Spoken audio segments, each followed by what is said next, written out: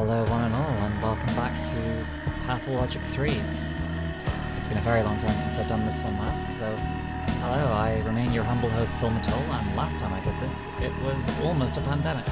Pathologic 3 is the sequel to Pathologic 1 and 2, Pathologic 2 being, of course, the sequel that introduced Artemis' route, Pathologic 3 being the one that will introduce Daniil's route.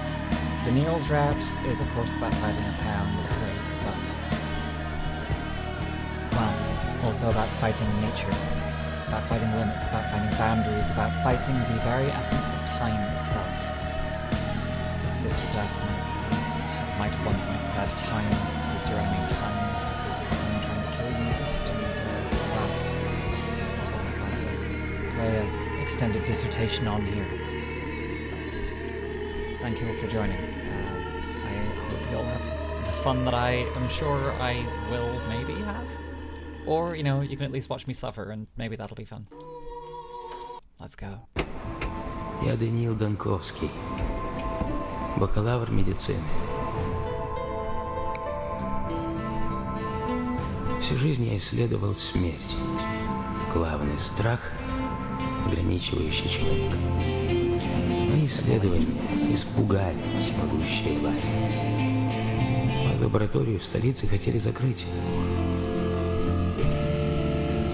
Нельзя отрицать, что некоторые явления нынче сохранились лишь в самых странных и удаленных уголках нашей страны. В маленьких городках, куда не добирались еще передовые умы. Люди слишком легко смиряются с тем, что смерть якобы неизбежна. Мы идем к ней всю жизнь, покорно как скот. Они должны. В поисках бессмертия я наткнулся на слухи о Симоне Каине, якобы бессмертном человеке.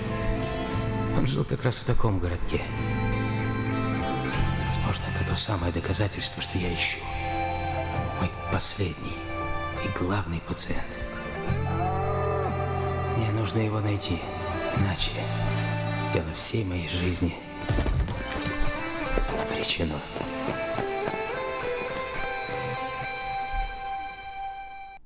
It strikes a very different tone to the original. Certainly, this is a little bit more hopeful and a lot less oppressive as an opening, certainly than the doomed play from Patho 1. Mind map. My thoughts, conclusions, deliberations. To see the events of a specific day, press the number on the circle. It seems that day 3, as Andres Tomatin is dead. Day 5 has the town being doomed, so we understand more of the nature of what is going on around us because we are not bound to a fixed version of linear time as Artemis was. We will be able to go back and forward. Shall we examine? Day 1, in which the calamity can still be prevented. 2, in which the bachelor disturbs the earth twice. 3, in which the bell tolls. 4, the day ends abruptly at 3 p.m, presumably because Bachelor Dankovsky gets captured and beaten up. 5, the day in which the bachelor will grab the only remaining thread that may lead to Simon Kane. I don't know what that will be. 6, which is not the end yet. This is presumably where Eva is going to die. 7. Oh, maybe a spoiler, by the way. 7. I'm sure you don't mind that, of course, given that none of us are affixed to the nature of time anymore. 7, in which the bachelor will remember his close ones. 8, which the bachelor falsely considers good. 9, in which the bachelor performs his occupational duties. 10, the hospital is closed down. 11, in which some thanatological theses are being practically proven. Tongue twister. Thanks, Icepick Lodge. Day 12, which could be the first day, depending on perspective. Freshman's Watch. Nikia gave this to me my first day at university. The inscription reads, Ad multus annus. Okay, interesting. Here's a town we all know and love. Or detest, depending. Personally, I love, though. It's It's so nice to see it once more realized. La colpa seguirà parte offensa e credo consuelo. Alla vendetta tia testimoniò al vet che la dispensa. I do not speak enough Italian. I need to start looking up what a lot of this means. And we can see that the different districts are again listed as calm, presumably, or not calm, as tensions will inevitably rise. It's beautiful to see the town realized again in such a different telling of the story. This is a little bit more railroaded in some ways, I suppose, at least this beginning part. I say, a living, breathing person stopping off our train. Why are you staring at me like a coward new at a gate? My luggage being stolen in plain sight. Or perhaps... we'll be less irate. As far as my career is concerned, I suppose I'm more on the far side of the grave than the near. But some say resurrection's not impossible. Where'd you come from? The capital. Daniil Dankovsky, Bachelor of Medicine. I am told a supposed immortal man, Steppe Kin, lives here. I have come to study him. Right. Do you city folk always take 20 trucks of shirts with you? Or did you manage to cut it down to 10, sir? Shirts, you dimwit. My equipment is in there. Do you even know what a microscope is? Let alone the one-of-a-kind anti-dispersion device prototype? You're a street sweeper, as I can tell from your broom. Do you not live to wake people up as early as twist urchins' ears? Help me catch them.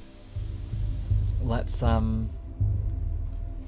this iteration of Daniil that I think I will play might be a little bit more calm, but defeated. 8, though I had to sit on the last one. Where can I find a constable, and who do I talk to about recovering my stolen property? It's just kids being kids, no need to be mean to them. What, should I thank them, give them candy? Exactly. If you need your shirts so badly, why don't you just go looking for the tots that ran away with them? Just ask them nicely.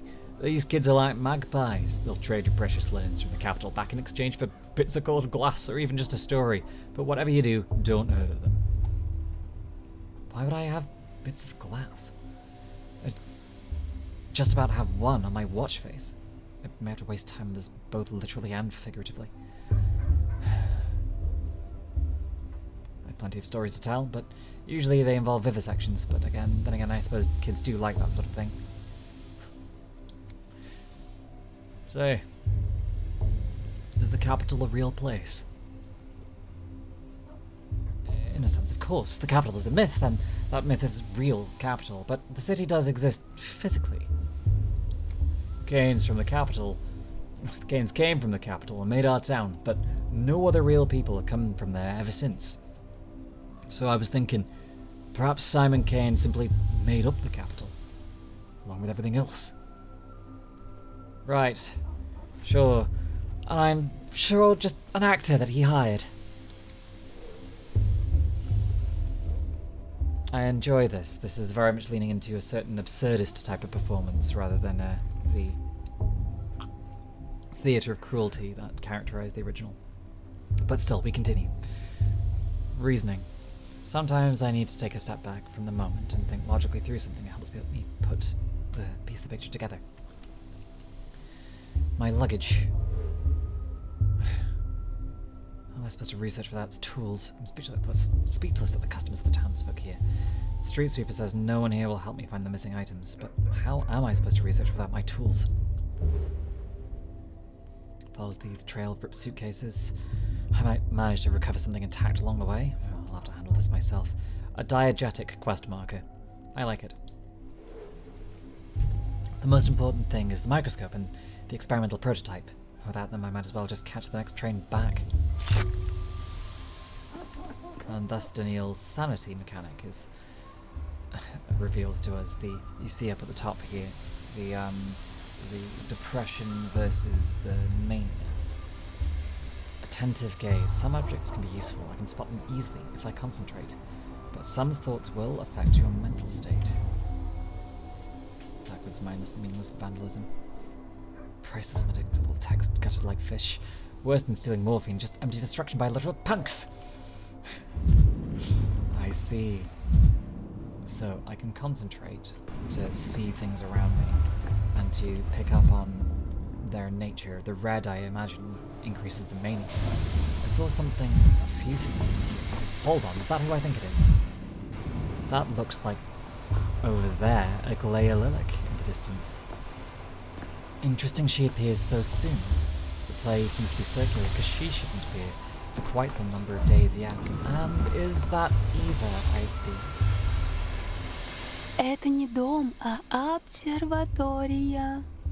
Никто не согласился здесь жить, а по-моему, тут уютно. So that's what you're like. Like what? Dead tired and covered in dust. Daniil Dankovsky, at your service. You're restless. We hardly see anyone like that in our sleepy town. Even the Kanes have gone into hibernation as the years passed. How would you know what I'm like? I only just arrived. Your lips are tense. You have the hands of a man who can't sit still. Besides, Simon told me to take a close look at you, and I always listen to him. Simon? Simon Kane? Oh, Simon Kane. He left you in my care, said you'd be staying at my house. Oh, it has a name, the Stillwater. And this won't be the first time it's had guests, but most don't last long. I think you will, though. I've already prepared everything. The way has been prepared for you. Your only choice is to revolutionize the world. What did you prepare? Your room, a bed, a workspace, breakfast, peace. I'll, well, shall we? Why the hurry? Don't you want to find your belongings first? I won't disappear. I'll be waiting for you at home. Home. You said that so warmly. And she's gone. Mind map. I like this as a mechanic, the mind map. It's continued on from how it existed in Pathologic 2 to something a little bit more, again, diegetic in Pathologic 3 here. I'm enjoying that. So, we can see Simon was expecting me, a place was prepared to Stillwater, the guest house as far as I can tell. And we can see that the children are here on the map. Okay. So, we don't have quite the same, She's just over there. She's so close. I wonder if I return to this time period at a different time, whether I'll be able to talk to the Inquisitor as well. The Inquisitor that shouldn't be here yet.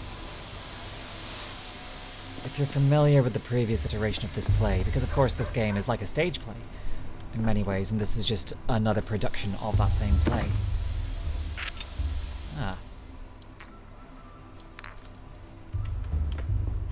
Then you might be familiar with a lot of the characters, a lot of the dramatis personae.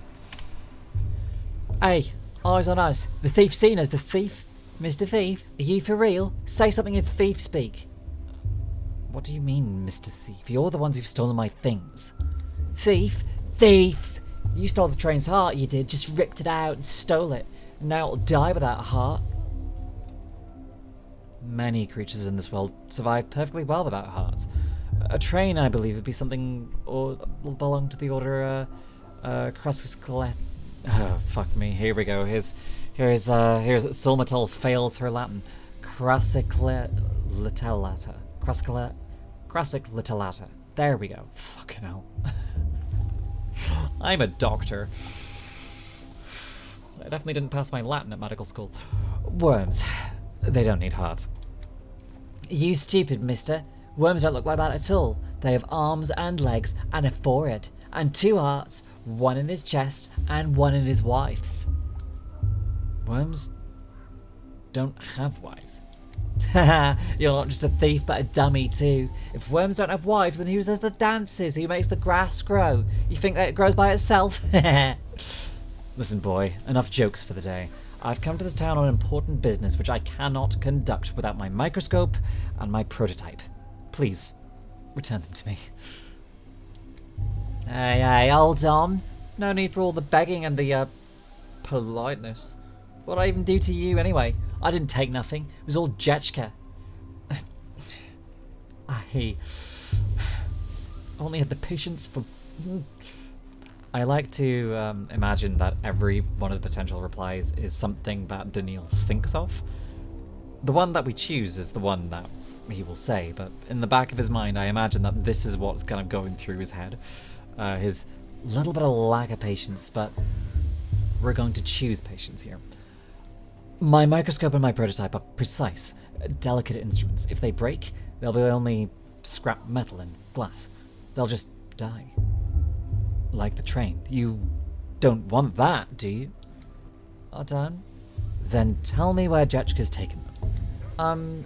Jetchka's taken the heart back to go fix the train. That way, to its face. Am I a snitch now, Master Thief? No. A snitch is someone who runs off to inform without being asked to do so. You are just an honest witness.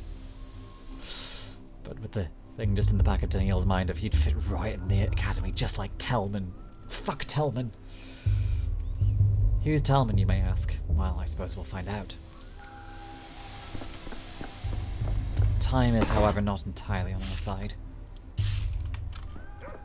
Oof, time isn't on our side at all. We need to be cautious, and I can't afford to, Suitcase in the bottom isn't mine. Ooh, every time I do that, the mania increases just a smidge. Most fragile ones didn't break. If they wanted to joyride in the cart, they could have at least left the suitcases. We need to be cautious as to what we look at for too long. If we look too long at things that annoy us, our mania will increase to a point of, well, being aggro at everything. And high mania is a problem. What do we have? Valerian extract, sedative, sometimes even Bachelor Dankovsky drinks valerian extract, just like his grandmother used to. Bromide. Bromide? Increases inhibition in the cerebral cortex, which is to say, dulls one's brain. Sometimes you need just that. A bullet and coffee. Addictive. Addictive. Addictive. We should maybe try not to use too many of the drugs.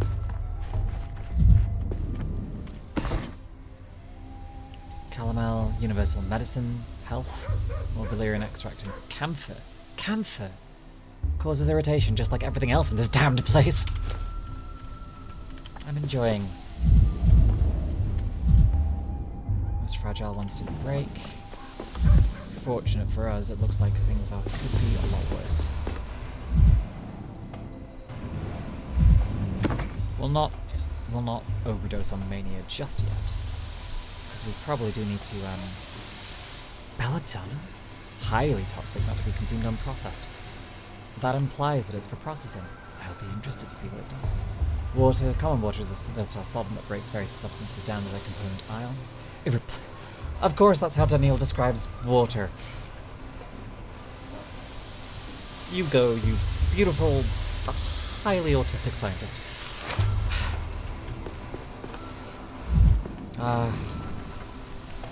Still, as we look around here, I am intrigued. This is a lot more bright and beautiful than the town of before. It's a lot less stuffy. Like, there is still fog, but it feels... Ritual costumes. I won't distract them. These, of course, are the worms that the kid was referring to. I better hurry along. I am wasting time. Hey, back off you. Get away from the girls, and from me too. I ain't afraid of Uncle Rome when he boozes up, and I ain't afraid of you neither. I've got a knife. You can't hurt us, got it? Boozes up? What the hell are you talking about? I'm not drunk. Your eyes are shaking, your hands are shaking, and you got those crazy eyes. Uncle Rome gets those eyes too when he reaches for a second bowl. Then the shakes, and then he picks fights. But don't even think about picking a fight with me. I got a real knife, I do. I don't have delirium tremens, boy. What the hell are you babbling on about? And Jetchka's got one too. We all got knives, actually. I'm a scientist. And I'm here to conduct breakthrough research, not to chase like some mongrel after a bunch of kids. Out of my suitcases and the last drop of human dignity left in me. Okay. Okay, I get it. Allow me to just calm down, then we'll talk like normal. Frightening extremes. It's hard for me to talk to people when I'm too apathetic or manic. I'll need to stabilize my yeah, that's a mood. I'll need to stabilize my condition first. Talk, the world's abuzz with mania. Wow. We'll take this opportunity to look around a little bit first before we dose ourselves with camphor or whatever else needs done. Fresh glyphs, rich colour, sharp suffocating smell. It's drawn with cinnabar. Really? What a fantastic and fascinating town. Now, ooh, and here we have the evidence of Artemis' arrival. The dead men that inhabit the dead men that once inhabited the town that clearly got off the train to shank Artemis. Didn't really get very far. Alright. Let's obey the game. Nervous tension makes me quicker. Interesting. So, if I dose up on all of these mania-inducing drugs, I can zoom around a bit faster. But that will have its drawbacks. My state of mind can be changed with drugs. Okay, yeah, no, fair enough. So can mine. Somehow I doubt that we'll be having active cocaine or THC in this game, but you never know, we might find fucking morphine. We might actually find cocaine. I mean, it would have existed back here. This is the early 1900s approximately. Maybe. Anyway, head swing. My state of mind can be changed with drugs. Some make me more apathetic, others more manic. I need to keep an eye on my mental state and supply of drugs. Okay. Valerian extract. Bromide. No, I think.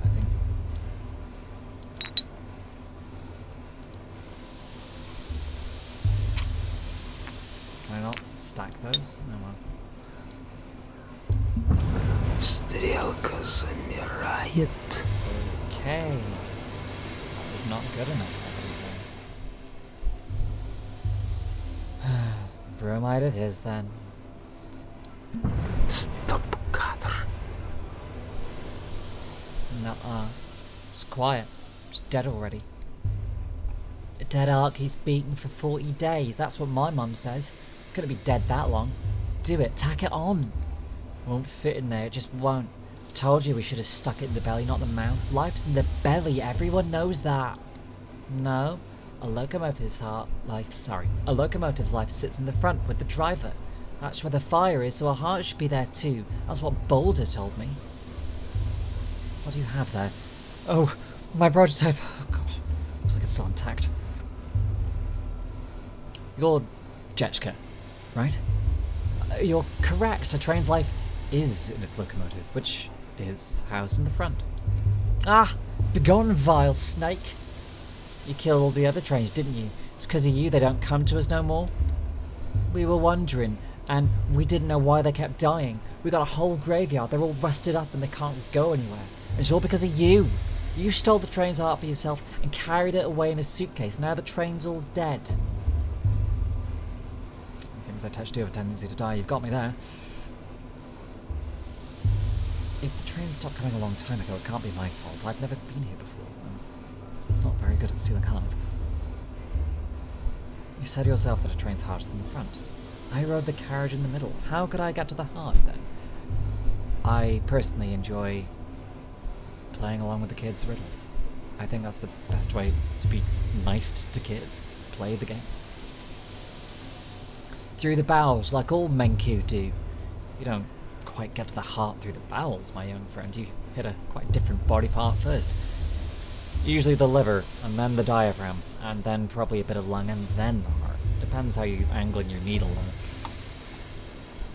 Without it, the train stopped wailing, stopped moving too. That means it's dead. So this is its heart. Obvious, right?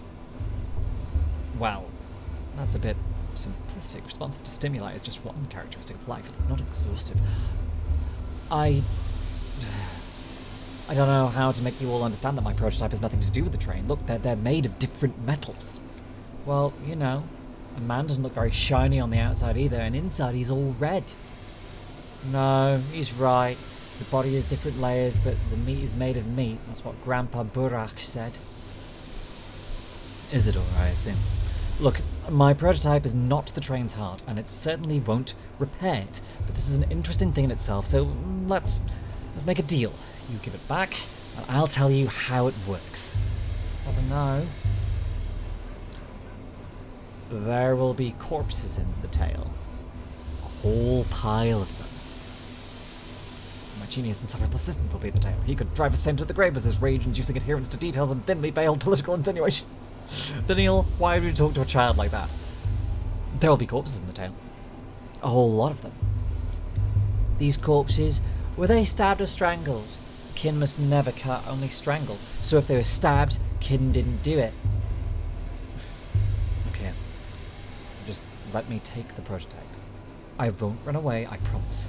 To wind it up, you just need to turn this handle clockwise. And so we come to a memory. A memory of the capital 2 weeks ago. Again, we now have some diegetic storytelling. Toxin for the Institute, stimulants from the Institute, anesthetics from the Institute, more.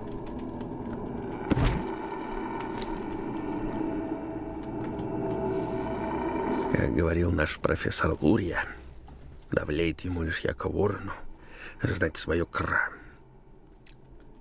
To prime it, hold this crank and turn it clockwise.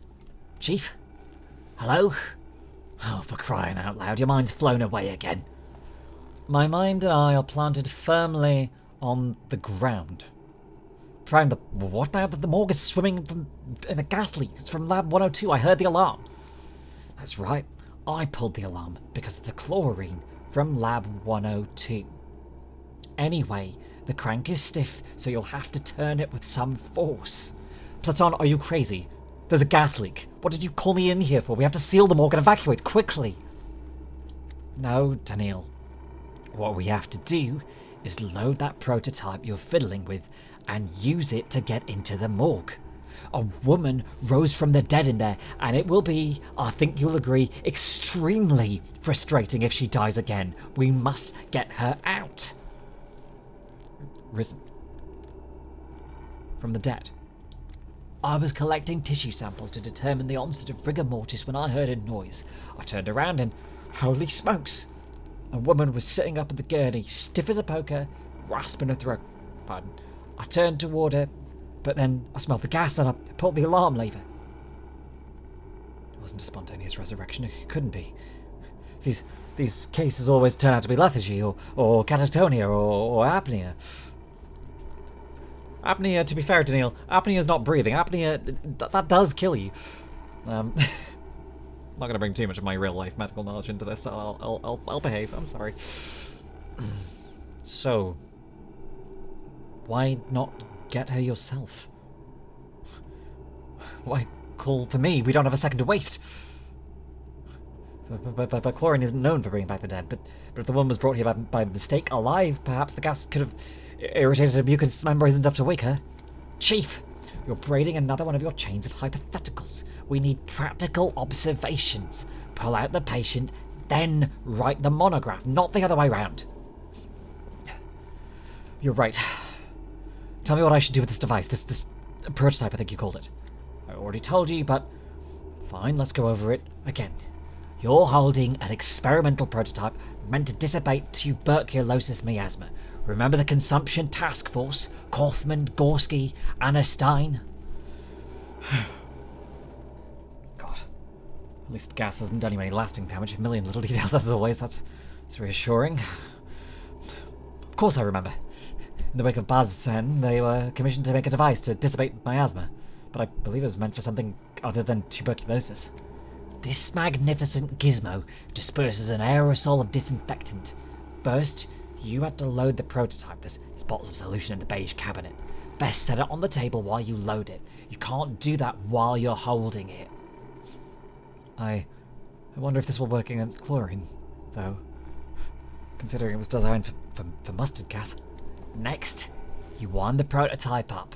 To prime it, hold this crank here and turn it clockwise. The crank is stiff, right? So I have to turn it with some force. How did you guess? And then I just release the content into the gas? Correct.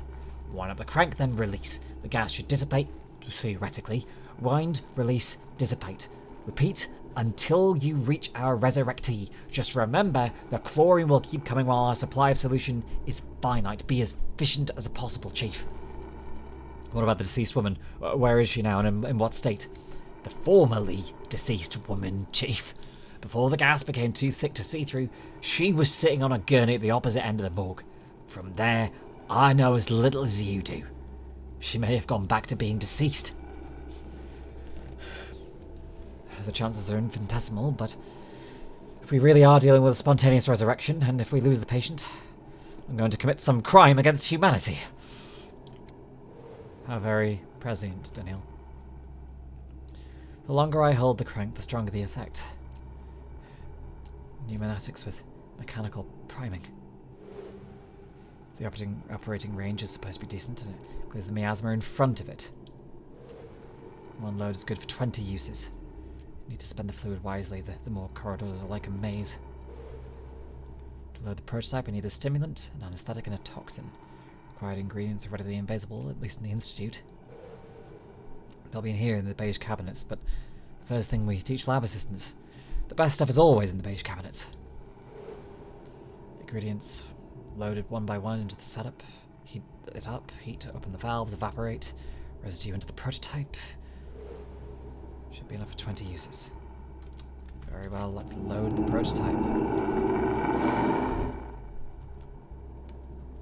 Loading we go then. One of each. Again, diegetic. This feels straightforward. Prototype loaded, should be good for a little longer. Whoop.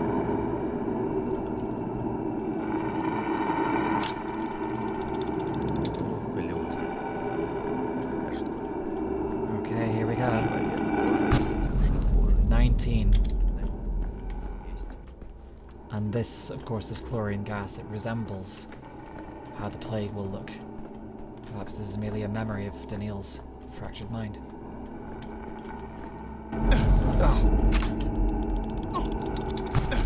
18. That was foolish of me.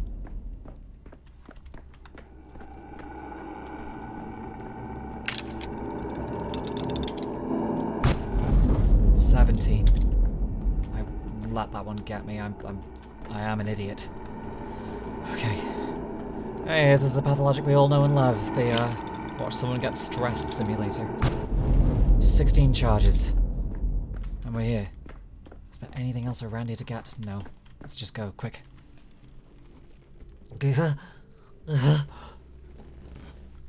Are you death? You have death's eyes. I have the eyes of a man who's just walked through nearly 40 meters of poisonous gas without protective goggles. Dead people don't cough, which means you're still alive for now. The end of the tunnel. There's a second tunnel. Look, don't speak. You'll inhale even more poison. You can tell me everything you've seen in your posthumous visions later. We need to get out of here at once. Can't believe I fucked up the word posthumous. At the end of the tunnel, there's a second tunnel. What does that mean? It means...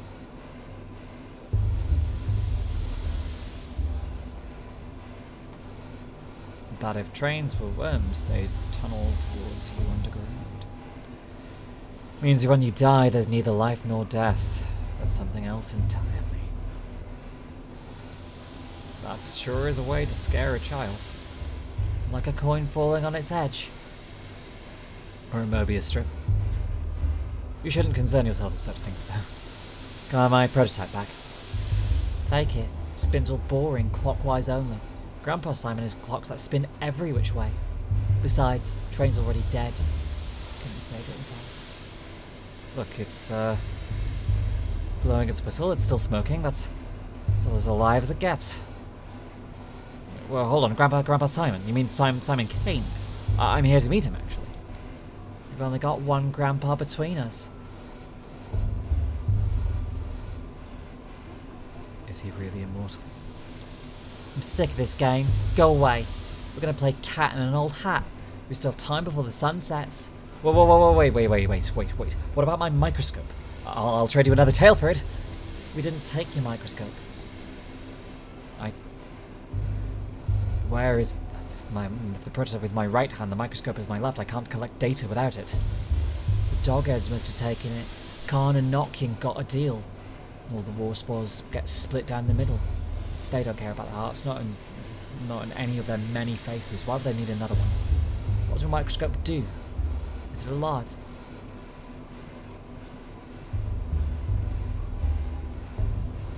A microscope is a kind of metallic pipe fitted with lenses. You use it to look at small objects and makes them large and detailed. Oh, a kaleidoscope to look at the colourful town. You can do it like Capella. You know the word kaleidoscope.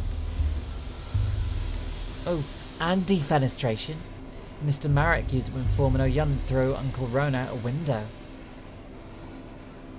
So as it stands, you passed my belongings along to some other gang and I need to go to them to get my microscope back, am I right? Carl must have given it to Capella as a gift. Are you stupid? She hates kaleidoscopes after what happened to that stained glass. Nah, Carl wouldn't have given it to her. If it's something that changes things when you look through it, he must have given that to Grandpa Simon. Grandpa Simon loves things like that. Carl wouldn't give it to anyone, not before he looks at it himself. Or after, neither. But he's honest, even if he's wicked. You give it back to the owner. If you find him in town, he'll deal fair. Well, where can I find him? Well, if they brought your micro-kaleidoscope into the polyhedron, you won't see it again. No leaks looking there. Try the stairways to heaven. Dogheads like them think that they'll look like the polyhedron. Sorry, they think they look like the polyhedron. Sorry. There's one right there, in the mall. You know, after this conversation with its Capellas, Khan's, polyhedrons, I'm beginning to see the shape of the world you live in. Sounds complicated, but it can't be worse than human anatomy, can it? Anatomy is rather complicated. It wasn't ever exactly my strongest suit. And then again, I did have stranger things going through medical school when there were things I was worse at. Jacob Sturck, Kirik, what was his name? Bertrand. Such a harmless fellow he was, never hurt a fly in his life. And the Ripper slashed into ribbons like the rest of them anyway, the brute. We must give these unfortunate souls the proper burial they deserve, then find the Ripper and give him a burial befitting a beast. Do not act rashly, give Kirik to me. I'll pay you back in kind, in herbs, in blood.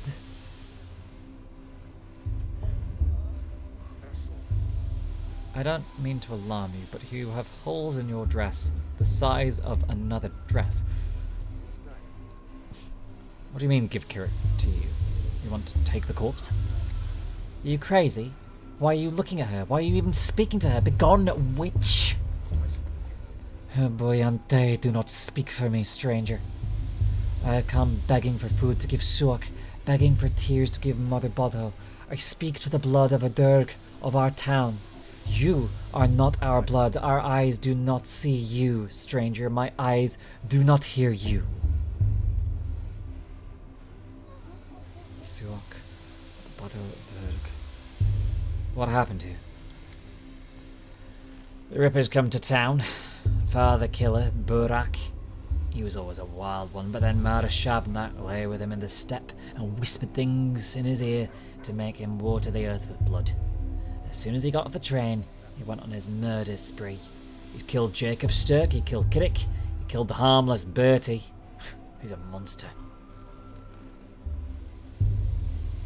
I thought I'd come alone. Well, almost alone. Definitely don't recall a mad Ripper on the train with me. Mara Shabnak, who's that? A thing that comes from this steppe. golem on feet of bone that takes the form of a young harlot, lays with someone, and then eats their eyes to blind them to reality. I thought I'd come alone, almost alone, but I definitely don't recall a mad ripper on the train with me. He arrived on the freight train, took the back door like a thief in the night. That freight train was bringing medicine, sweets, and coffins. Interesting group of things. So the Ripper must have hid away in a coffin, or else Shabnak would have tore him apart in the steppe. You just said that Shabnak copulated with him, but now he's hiding from her in a coffin. Only 2 sentences into this conversation and I already want to shoot myself. Buyante, hear me out. Blood of my Adurg. Suok sings of a fairness, a sharpness, inside the one you call Kirik. Give his body to me. He is dead to you anyway. You will bury him, and he will rot away until there is nothing left. I will bury him, and Suok will eat him and drink his savagery, and sing and sting, sing an ubeidun, a herb song in gratitude. She'll give us Twire, and we'll brew lots of Twarian. She will give us Ashen Swish, the harshest of herbs. Be Heleneb. Ashen Swish is a cruel herb, a bad herb. It thrives on blood and spite. Suok sings that we will need plenty of swish soon. Yours is a burial into emptiness, but mine will be a burial into Suok's womb.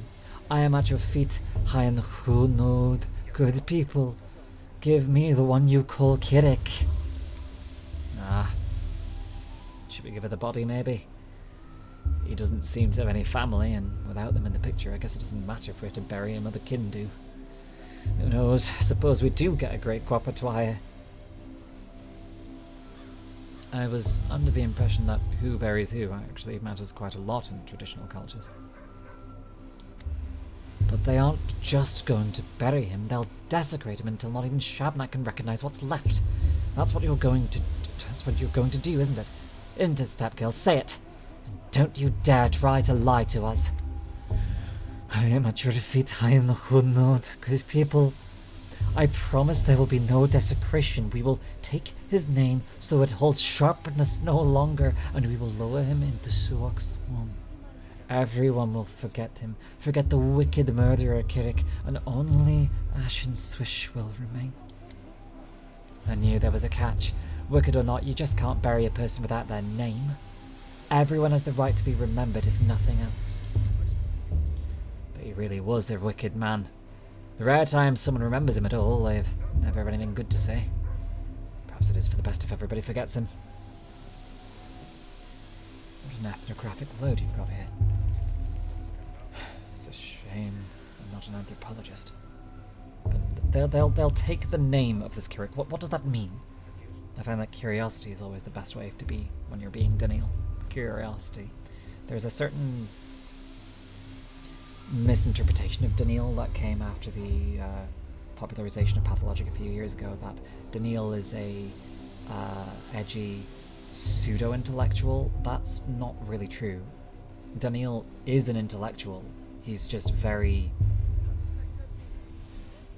inept with his words sometimes. But he is an intellectual in the same way that a lot of the Russian intelligentsia of this era were intellectuals, and many of them were revolutionaries. That's the way that I view Daniil through the lens of. He is the idealist intelligentsia, and someone that would be on the front lines of revolutionary thought.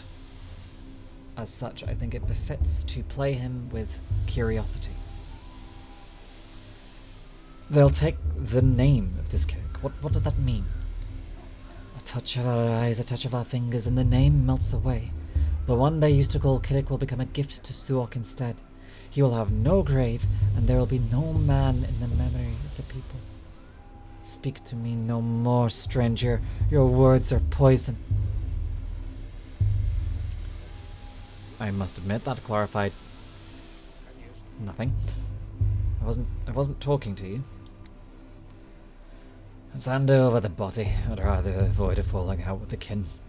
It will only lead to more trouble down the line. What do you think, stranger? You certainly look important. Maybe you have some brains to back it up.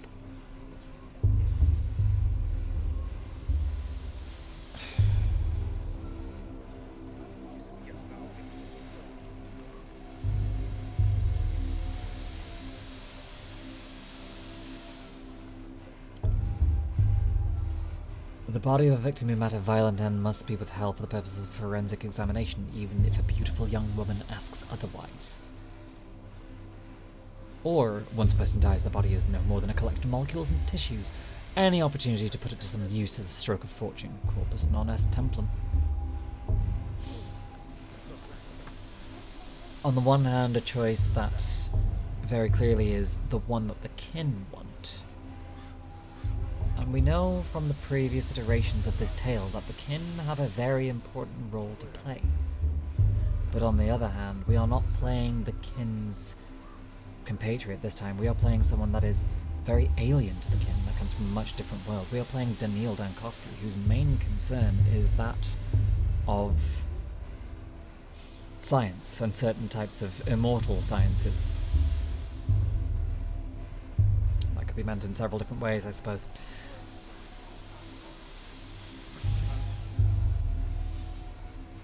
Would he be... If we are inhabiting the body of Daniil, if we are to be his actor performing this upon a stage, if I am to be his actor performing him upon this stage right here, do I choose the thing that I think might be a metagame benefit, or do I choose the option of something that is rather faithful to Daniil's character? Or do I allow Daniil to be a bit more flexible, to be the amateur anthropologist that he could well become, and have at least a beneficent view of the kin, even if it still is the one of a foreign settler, the colonizer, in many ways.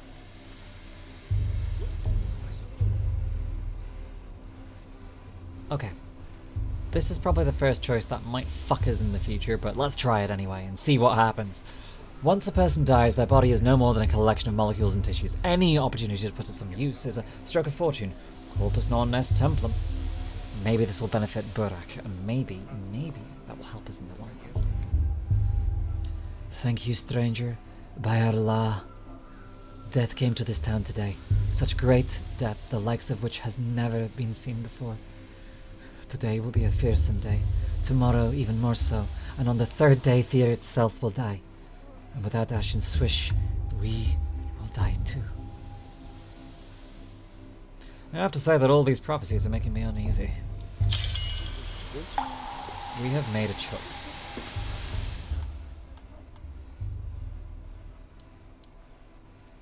The murderer who came, the locals believe is Shabnak. I've stepped out of time, not just traveled far from home. We'll see if that has any choice farther down the line. It might not. Someone was expecting me. The place was prepared for me. There's still water. I can't get across there. We're slightly more limited in our choices. We do have this this little arrow here telling us where to go next. Which, you know. Hold on. Can never have too many coffins. Birdies, birdies, gather ye here around the marble nest. Do you remember the marble nest? I remember the marble nest. The experimental version of Daniil's story released many, many, many years ago. Куда черт не поспеет, туда бабу пошлет. Would you look at that? A customer! Keep walking, customer. This shop's appointment only, and I don't recall your name on the list. From a distance, they looked just like coffins. What did? It looked like a giant bird was nesting by the train. Birdies, birdies, gather ye here around the marble nest. I can't recall where that quote is from. That's quite a bird indeed. Small in stature, but great in spirit. Hell, I like you. You're lucky he likes you. He's a handy acquaintance. We got plenty of shops in town, but our warehouse keeper here can get it for you wholesale. Just look at the boots he snagged. Scarlet! That's pretty. Are they from the capital? From a coffin. A coffin's best when you need a chest. A checkpoint guard wouldn't dare open it up out of respect. It's inhumane. Meanwhile, it's overflowing with 100 pairs of scarlet Saffiano leather boots, tax and duty-free. Saffiano leather. Those are just bog standard military issue boots that have been dyed wrong. Well, you're right about one thing. It's no good shying away from death. One can't understand a thing they refuse to look at. Refuse. They do refuse. That's what I use. The coffin's an honest thief's best friend. People be looking away is how business gets done. You a tax inspector? Can't imagine a duller job. Keep your nose out of other people's coffins then. Once someone goes in, who knows what happens? Maybe they never died. Maybe they never existed at all. Of course, if I stop poking around coffins, how will you exploit the public's fear of death for your smuggling operation?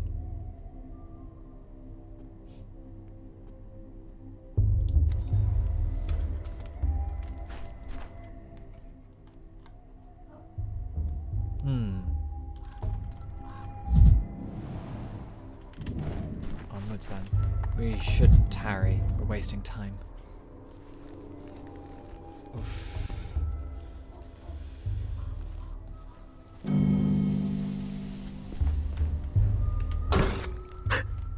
The mind is affected by interactions with specific objects. They are easy to spot if you enter concentration mode. Here we go. And we will use that to zoop. Where are we? Where are we going?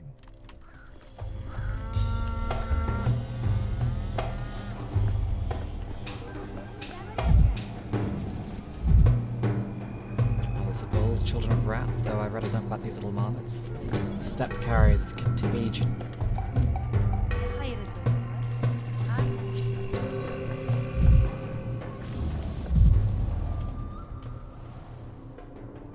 Tobacco. On capital descend decadent smoke belladonna. Why do you smoke belladonna? On capital they block road for ministers.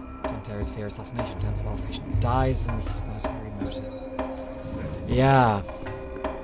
Actually, I have witnessed that, and I remember that from COVID, and oh, Daniil, I feel you. That infuriated me as well. Condition. Truly astonishing phenomenon can still be found in the remote corners of our country. Bucha, my good little bull, blunt-mouthed, broad-browed, please forgive us. You're silly, Erje, you've always been. He's returning to Turak to Bodo. Why are we leading him to the bosom of his mother and father? Why are you asking him for forgiveness? Because Turak is dead, Aina. This little bull's whole life he didn't know the most beautiful creature. The immortal Turak was waiting for him. And now that he knows Turak is dead, Buha will find his father's silent corpse. How can we not pity him? I wonder if we're talking about Daniil on his way to meet the dead Simon Kane. Who died? Turak, the father of all Khatang people and bulls. We asked Suok to bring him back. You're the silly one, Aina. Suok didn't eat Turak. How could she? He's bigger than her, stronger than her. The immortal can't be killed. He chooses death itself. We ask Turak to change his mind and come back to us, his children.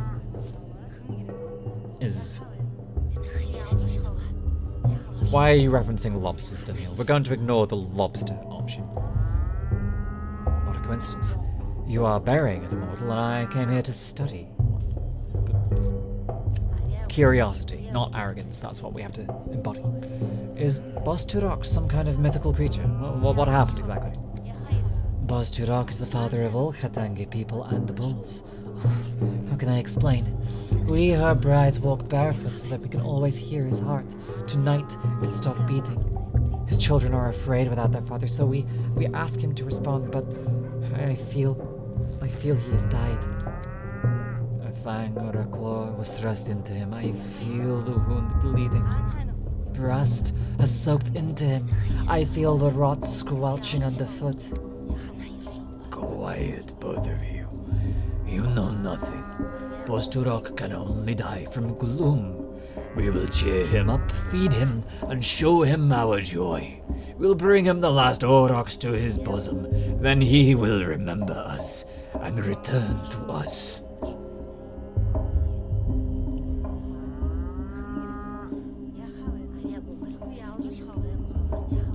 Really, Turak is a mythology, but must have some basis. I wonder what. Mother Bodho is a blind, loving mother, the warmth of the earth, but Bozturok not only bore us, he watched over us. We lived under his watch. Now the town is without a beholder, as a Halag Kun. We are blind worms now. Mugar, bad. A worm is a worm, a human is a human. A human is meant to see, to build. Look around, beholder, what do you see?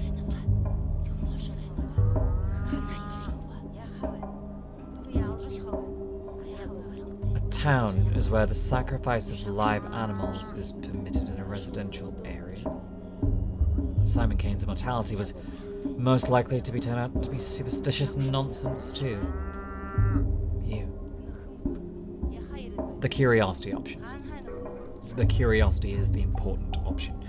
You said the beholder is Bozturok. Well, who am I to contend with him? Any gaze might turn out to be Bozturok's gaze. These things can't be foreseen. You haven't looked closely. Go further, see our celebration. Look at the last Oroks. What do you see in all this Telguga afterwards? An Aurochs is a big bull, right? Oh, I guess I'll look whether I want to or not.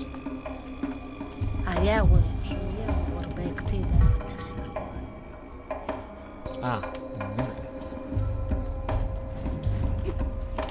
Through broken glass, we seized fragments of time. Oh. We witness plague.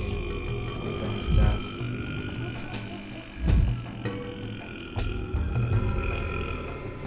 We witness destruction.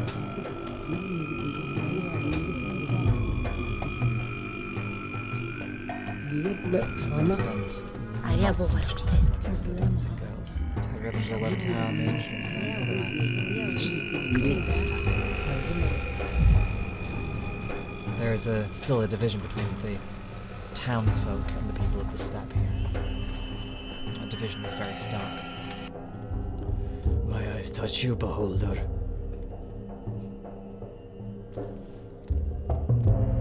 Let's not be too snarky here. That's plausible anatomically speaking, but psychologically that will traumatize me for the next decade. What was that? I just saw some sort of... What did you see, beholder? I saw rot and plague miasma spreading from a carcass, and a sanitation squad burning it with fire. Why are you calling me that, beholder? As worms are blind, we feel the warmth of the future, but we do not see it.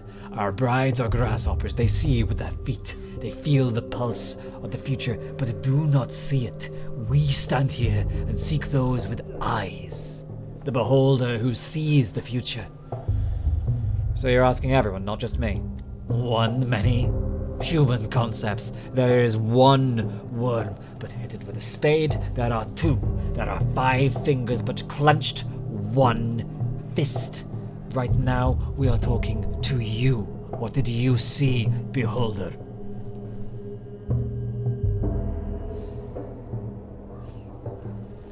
Rot and plague miasma spreading from a carcass and a sanitation squad burning it with fire. That was tomorrow. That will be yesterday.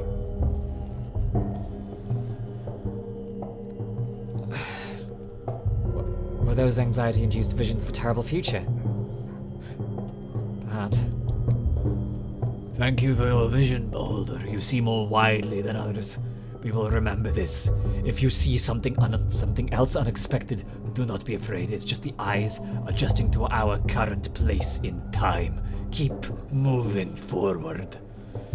Redonant panem sed aperit mundum. It's a pity that the Academy thinks otherwise. You could read that as snark, but I choose to read it in a more self-deprecating, defeated manner. Ah, okay. I won't approach the edge then.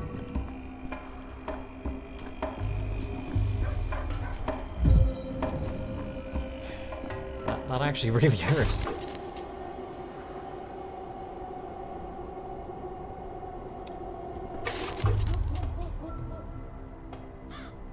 I sure do love having PTSD flashbacks, or is that future visions? What she draws appears like a meaningless scribble, but when you see what she's looking at, there is meaning to be found. Not everything that appears to be without meaning is truly without meaning. One only has to be curious. One only has to keep an open mind. Though it is rather hard to keep an open mind when death and plague and visions of trauma haunt our vision. Oh, there he is, the rat bastard himself. Я один здесь, живой. Ah, there you are. Finally. I thought you'd forgotten our agreement. I hope you're ready. I hope you've memorized your lines. What lines? Of course I did. I always have 2 or 3 lines ready in my mind, and I choose one before responding. I don't have time to read many lines. I'm trying to get my microscope back. No. It's me, the player. Of course I did. I always have 2 or 3 lines ready in my mind, and I always choose one just before responding. I take no joy in seeing another player who likes to improvise. Your charge is but to read your lines and not invent them. Wait, is this really the guy? Looks about the same, but the outfit's all wrong. Did our guy wear a coat? His costume's more suited to our antagonist. I like it. This coat is the latest fashion here in the capital, I'll have you know. Funny, fashion advice from a man in a bird suit. Have you looked in the mirror lately? I'm more of an anti-hero than an antagonist, but I presume that you know the difference. Well, that makes you an ideal candidate for our anti-production. I am Mark Immortal, director of our local theatre, and you are? Daniil Dankovsky, doctor, just arrived from the capital. I really should get into character, shouldn't I? Magnifico. You see, the actor we've been waiting for an eternity for has decided to sabotage the rehearsal. You would do us a massive, titanic favor by replacing him, even if just for a little while.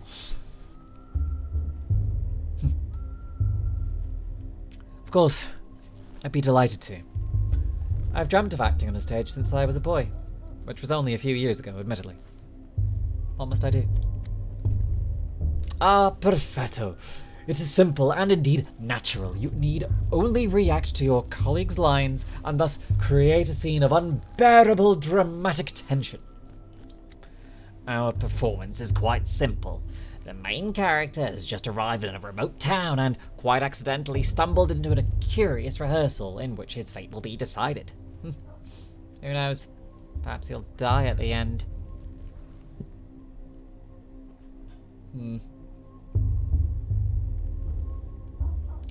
Well, it seems that the performance has already started and I'll be dragged in it against my will. Is that all you have to say? Why do you stare like that? I see it in his eyes. His mind is looking for a line to mumble. I am not struggling to come up with lines. I can start to see my back end across your face. Let's not choose violence today. I'm not struggling to come up with lines. I say again, he is no leading man. He is unfit to even play a villain. At best, a background character, a body, standing there to fill the stage. It is the step healer's son who ought to take the role, or that young girl who crawled out of her grave. They have such pathos and such verve. What does this one have? A coat. Of course, this is referencing the 2 other protagonists of the Pathologic saga, Artemy and Clara. I don't think it's that hard to realize. If this is your first time engaging with Pathologic as a medium, welcome. It is a theatre of cruelty. We're only just beginning the cruelty, though. Or at least the last one was a theatre of cruelty. This seems to be a little bit more the theatre of the absurd. Is the rehearsal already starting, or is he just casually instilting me? No. I see you are awed by my coat. It is perfectly understandable. But envy is such a low sentiment. Quod erat demonstrandum. The coat is but a prop beneath it. Who are you? And you? Who are you behind the mask? I am a walking shadow of the slain, a being of words and said, a spectre of regret. This is a hint that I'm not supposed to get just yet, but which will become clear later, right? And that is the heart of our play. Our main character, a doctor and a skeptic, encounters the unknown for the first time. He built his whole life around empiricism and scientific inquiry. What will he do when death addresses him directly? But this isn't literal, right? A hero in a play speaking to death or the dead is usually a metaphor, an illustration of his thought process. Well, if it makes it easier for you, we can say it's a metaphor, play it ambiguously, leave the audience guessing. But wait, I don't want to be a metaphor. I was promised I'd be the true voice of the dead. What kind of spoil sport ruins a play like this? I told you he couldn't hack it. Pfft, that's it. I'm out. Metaphor. I'm confused. Are we still acting, or is he actually offended? Of course we're acting. You have aptly grasped the key to this play. It is indeed all a game. You are free to go. But remember, the game doesn't end until I say so. But, Mr. Director, are you certain we've chosen the right protagonist? The rules of this drama clearly state that the hero must experience death and resurrection, yet he's stuck in the prologue. Hear that? You're being reprimanded for letting the pace of the narrative slip. Not my opinion, you understand, but the audience's, their attention span is indeed starting to flag. Well then, go on, prove that we weren't mistaken about you. I'm not sure I like how you keep bringing up the protagonist dying at the end. The world is, of course, the stage. Where shall we go next, then? Let's try not to run out of time.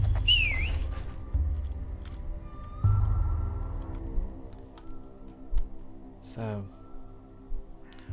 I found what looks like a stairway leading towards the heavens, but how does it stay upright? Children with stolen the microscope probably are up there, though. If you could travel through time, would you go to the future or the past?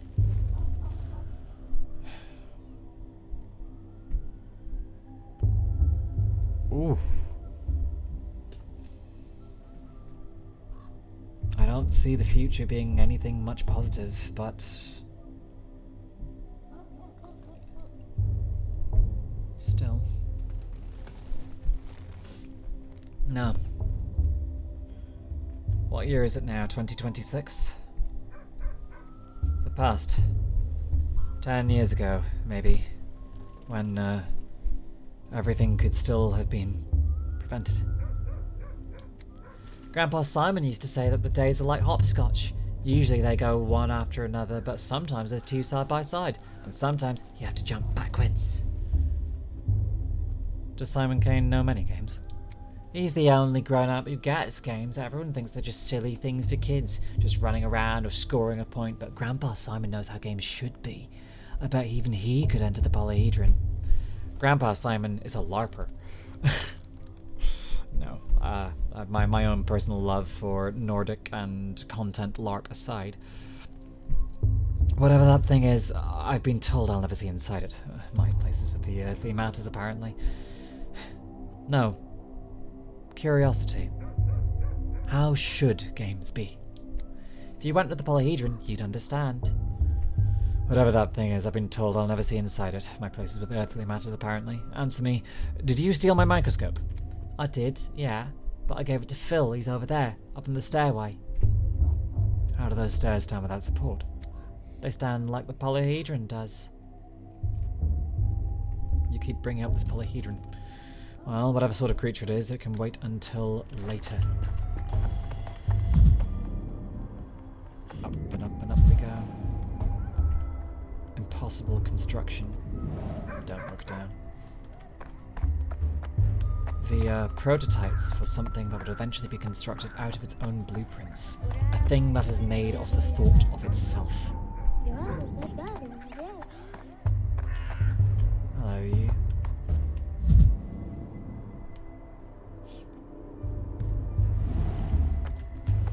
I wonder if we'll see the powers that be still in here somewhere. Well, what is it? Can you see the future? Let me look too. Gimme, gimme! Wait your turn, Pipsqueak. Just let me take a look at one, then I'll give it back. Ew, there's a bunch of bugs and little hairs. Doesn't look like much of a future. Why are you using your dog's eye to look? You're not an animal, you know. Yeah, but an animal might see further, though.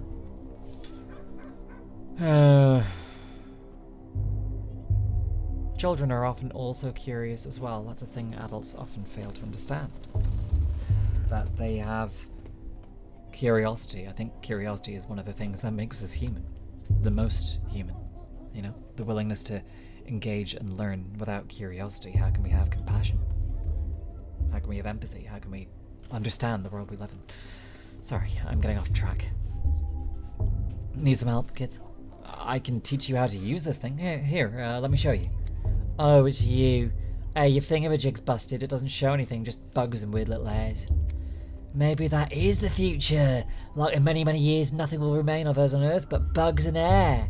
It's very sad if you think about it. It only shows bugs and hairs because you're pointing at bugs and hairs. See all these different glass pieces inside? Glass like this shows the future when you look through it. Everyone knows that. Grandpa Simon loved making all sorts of things with glass. I've only seen thingamajigs like this at his place. Why'd you steal from Grandpa Simon, you bastard? That's why we stole it back from you. It's called justice. That is my microscope. I brought it with me from the capital, and you stole it from my luggage.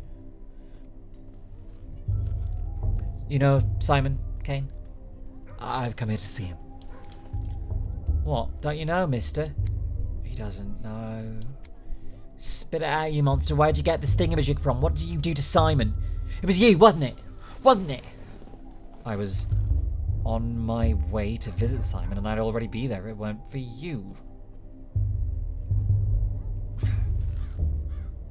Just calm down, boy. Please don't shout. What's going on, and what don't I know? Just give him back the thingamajig and let him go on his merry way. It's broken anyhow. You can't see any future at all. No, no, no, no, no. Grandpa Simon taught us what doesn't take effort doesn't deserve effort. If we just give him back the thingamajig, there's no effort in that. I have a pocket watch. No, I'm getting bored of this. No, no, give me back my stuff. I can give you the coven. Do I want to sacrifice a pocket watch for this?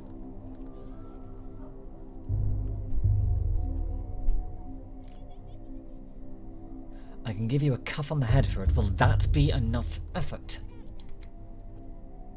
What did you just say? Say that again. Calm down, Spitsweet. Don't get angry. He's not from around here is all. He doesn't know the rules yet. Hey, mister. You're new here. We let it slip this time, but you should know. You can't mess with the kids around here, and you definitely can't hit them. If you do, just try it. We'll kill you.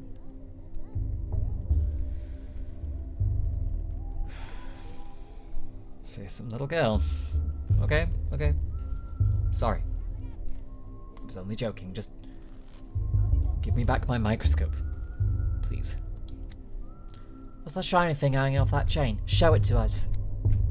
Oh, watch.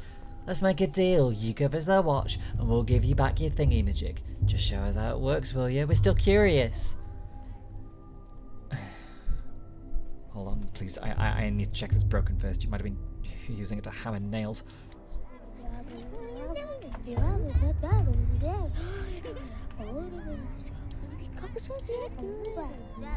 Okay, the barter system. Barter when we don't have money. We have to trade for other things instead. A watch for a microscope. Probably better than giving them belladonna.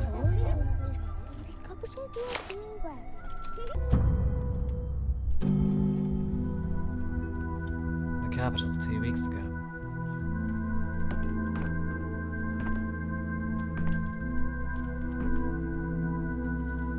За что боролись, на то и напоролись. Шея у вас больно не поклончива.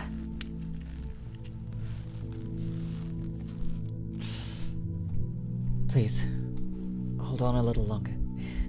Even after the inhalation therapy, the swelling won't go down immediately. Chief, finally. Where have you been?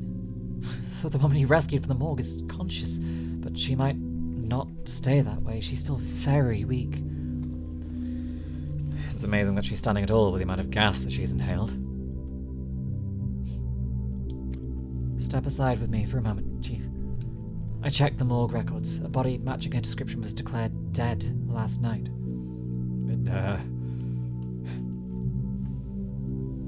Could be a coroner's oversight or a bureaucratic error. People make mistakes all the time. This doesn't prove anything. Don't awaken the thrill of the hunt just yet. If this is indeed what we both think it is, we need to keep cool heads. I'm not claiming it does, but imagine for a second. No, let's stick to the facts. I spoke to the orderly on duty last night. He confirms that our subject showed no signs of life, and Platon himself was there when she woke up. Hold on. When I reached this woman through the poisonous fog, she herself insisted that she had died. It's not proof, but she must have had some reason to think it. We can't miss this opportunity. Unfortunately, the subject is having trouble speaking. All that time the gas has weakened her voice. I've rinsed her mucous membranes and performed inhalation therapy, but you understand, I can't conduct an extensive interview. It's a shame. A first-hand account could point us all in the right direction. But there's always a physical examination, or taking a sample, or an examination of her personal belongings. She came into the morgue with some items, though I haven't had a chance to go through them myself. I left them on the table by the back entrance. Will you take a look, Chief? Perhaps there's a clue. Ma'am, would you allow us to examine your things?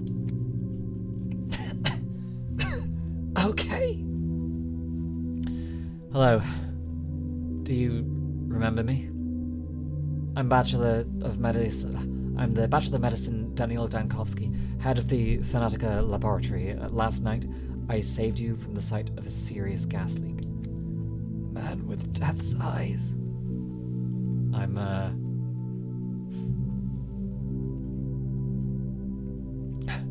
My eyes were affected by the gas just like yours were, but at least you remember something. I died. Tunnel after tunnel. Please, remain calm. Before we can be sure of anything, I need to examine you.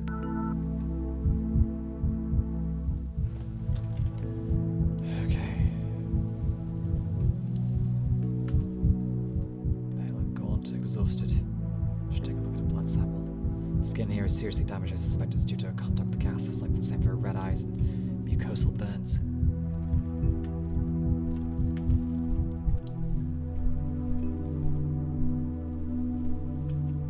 What's this? Bruising, this redness. A rough injection. Seems like she had an allergic reaction.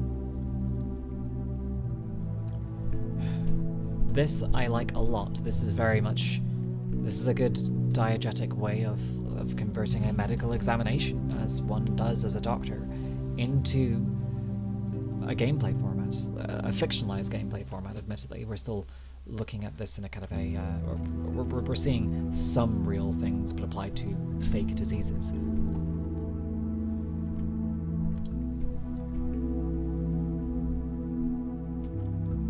Bruising from repeated injections. These are the consequences of an attempted resurrection. How much would she bruise after she was already dead? The blood would still have to be liquid, and not have coagulated already. This suggests that she never fully died. Legs. More skin damage. This is also giving us the tutorial on how we will examine patients.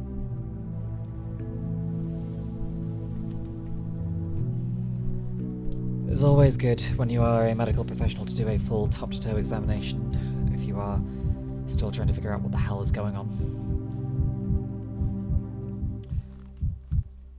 Including the hands, including the pulses, including the eyes, including the mouth, including the mucous membranes, the chest, the heart, the lungs, the abdomen, the limbs, the neurology. It's my bread and butter at my day job.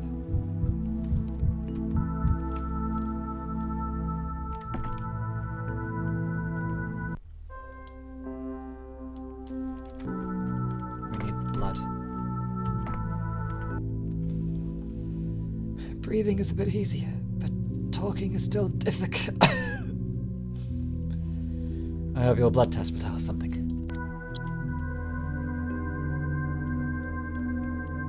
Tissue samples are placed on glass slides. An assistant ensures that the slides are sufficiently supplied. Eyes, mouth, hair, gut, lungs, brain, blood.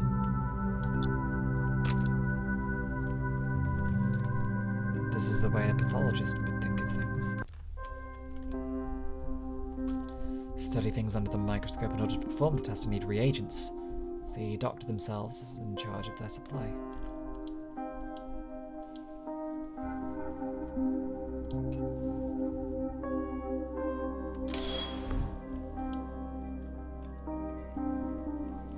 By adjusting magnification, I need to find the red bacteria in the sample.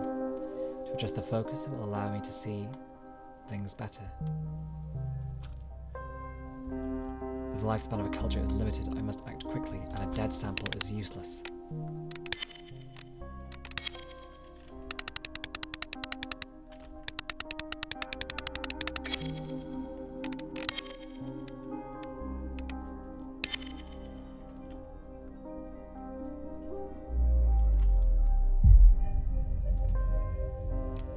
An organ that is affected, a pathogen is found.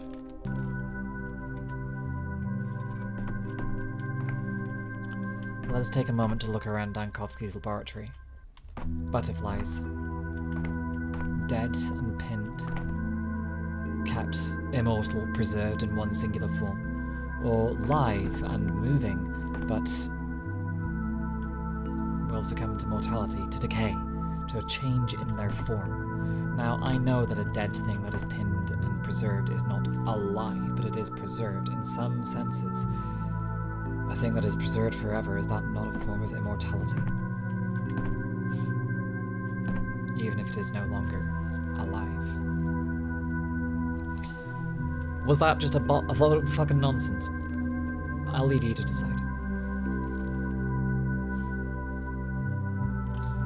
Certain species of butterfly are necrophages, feasting on that which is dead.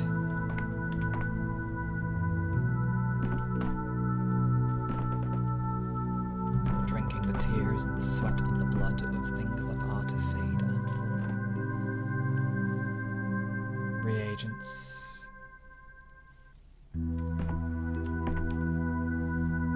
Is this not? It's been some time since I've done my basic biochemistry, but is this not?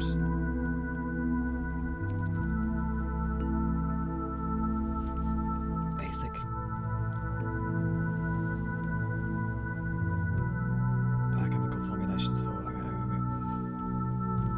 I need to look this back up again and exactly figure out what these are. My initial thought was, is this DNA? Is this adenine, guanine, cytosine? Thymine? But I don't think it actually is. I think I'm just incorrect in that. I might have been... I should go back to my medical textbooks. Unfortunately, I have not had to look at basic biochemistry in quite some time in my career. What I am much more concerned with these days is the applicability of medicine in a real-world context, trying to help people. It didn't work so well in COVID, but we tried. It's barely working so well now, but we continue. While Lazarus's personal effects from the morgue. Herbs, not a bouquet, looks medicinal. Papers look official, morphine and tourniquet. 2 rings, obviously a pair. One would be too big for her. Unrequited love. Husband left and took off the wedding ring. The morphine and the tourniquet. Is she a chronic morphine addict, or perhaps she suffered from severe chronic pain? Herbs. Not a bouquet, they look medicinal.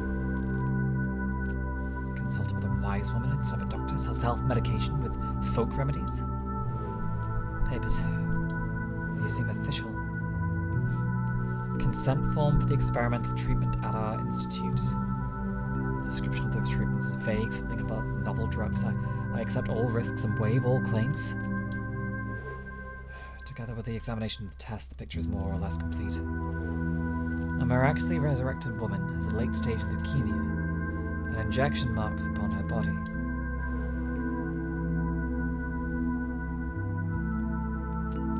Paired rings. Suicide attempt, unrequited love. Weakened immune system that couldn't handle heavy doses of medication. Apparent death, a reaction to experimental drugs. The lab got scared and then didn't sort it out. Or morphine overdose.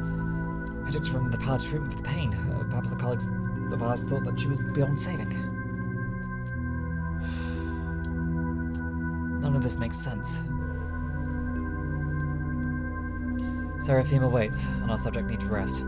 Time to come up with a diagnosis, even if it is preliminary.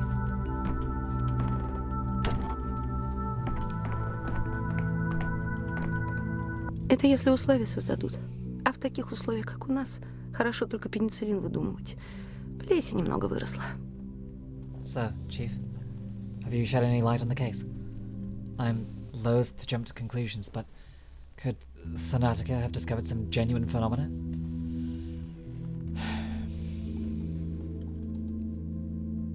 She was in trial for a new drug. I'm not sure our colleagues will disclose their experiment, but I'd guess anaphylaxis. An acute allergic reaction, and you end up in the morgue. I suppose so, but how to explain the most astonishing part, the resurrection? Why did a gas leak revive the subject?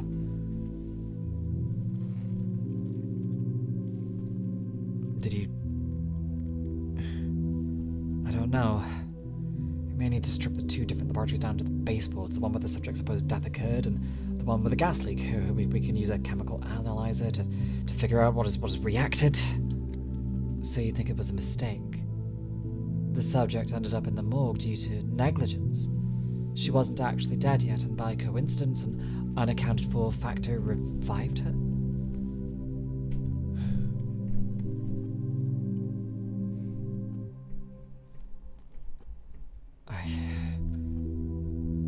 I am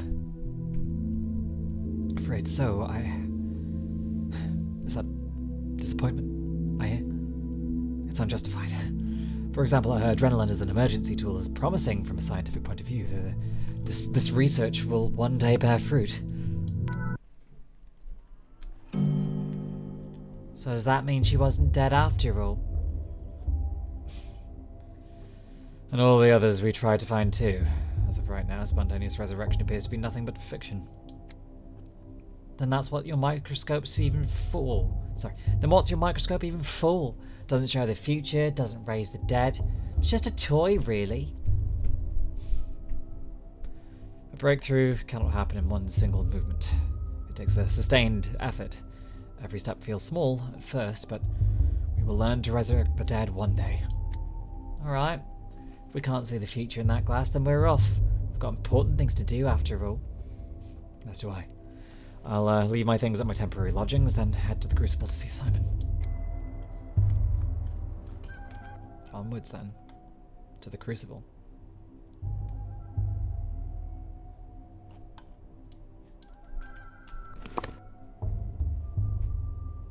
Children near the stairways are always willing to trade with me. Interesting. So that's where we get the child trading mechanic for. Хватит. Зачем вы топите меня в мелочах, бакалавр? Что шпана у вас микроскоп украла в день приезда, это, конечно, мило, но это не то преступление, из-за которого мы тут сидим уже 2 часа. The government inspector comes.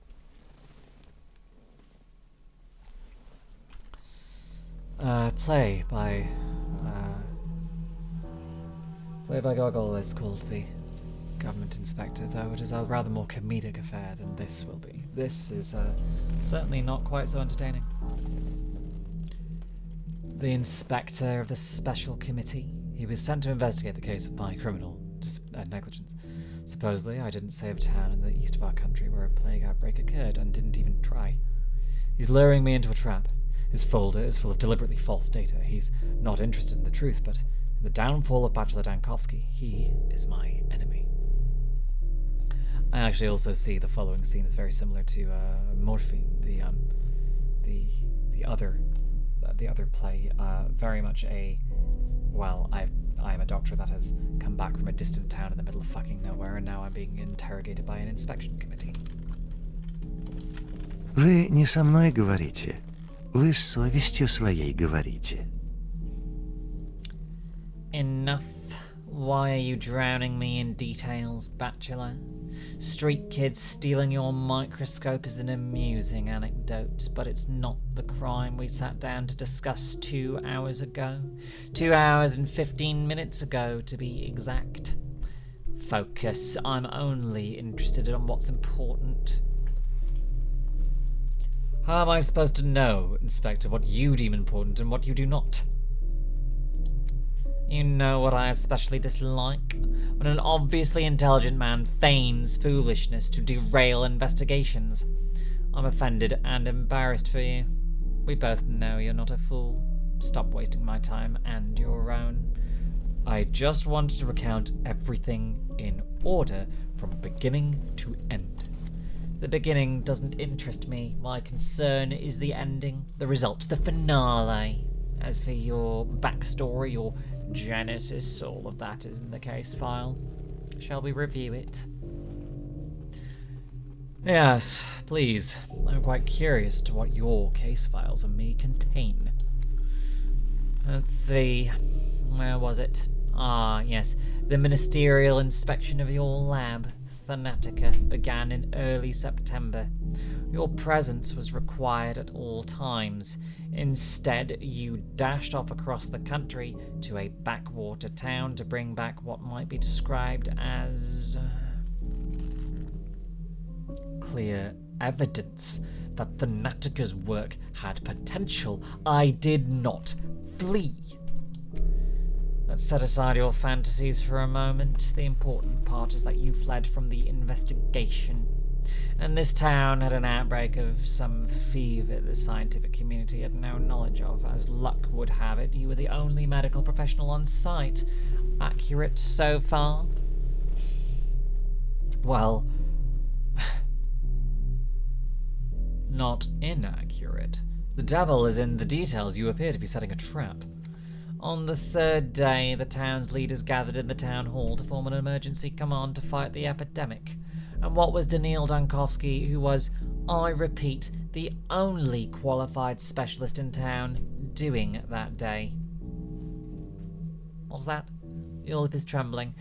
Did I unsettle you? Your tricks won't work on me. You're right to feel ashamed. Instead of fulfilling your Hippocratic oath and leading the fight against the plague, you were engaged in... what? Come on, don't look at the table. My eyes are up here.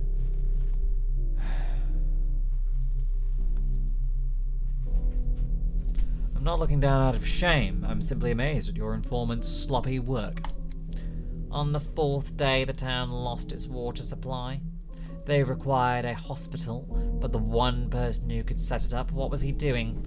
Tell me, Dankovsky, where did you spend the 4th and 5th days? In a jail cell. That's what your papers say, right? Come the evening of the 4th day, the doctor from the capital attempted to flee the dying town on a cargo train like a rat. He was caught and jailed, and there he remained as the plague ravaged the town. I admit, I find even the act of reading about it repugnant. I won't lie, I considered escape. Escape, not flight. Fanatica was in the process of being destroyed back in the capital. You considered escape to avoid facing a painful truth. When I came to town, I found that Simon Kin, the immortal man on whom I had pinned my hopes, was dead. He died under mysterious circumstances, a few hours before my arrival. But when the epidemic began, you could have saved others. You were a doctor, you swore an oath. Why did you abandon the ordinary townsfolk? Simon Kin's nature, the mystery of his immortality and death, was the most important thing that happened to this little town, and to me. But I can't just relay it to you. To understand, one must immerse themselves in the details, take in the full picture.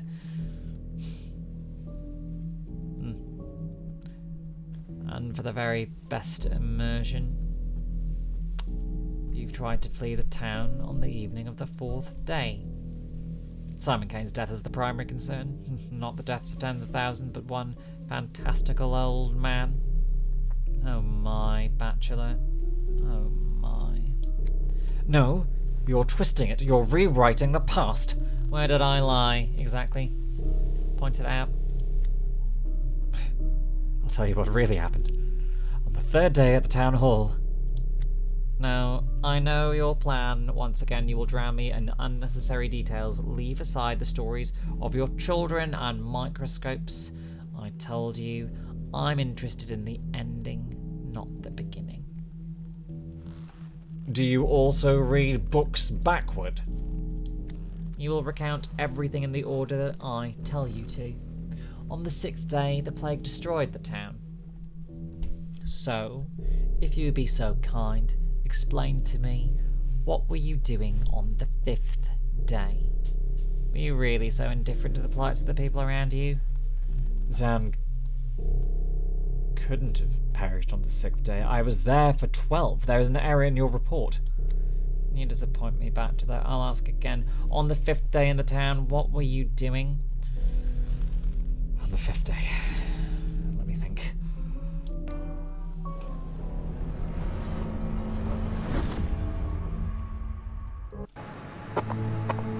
And so we now go dotting around in time.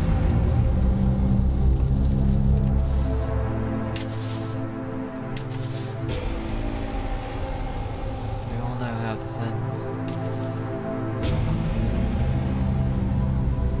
We all know how the strange effect of making familiar seem alien, broken, lost, damaged is.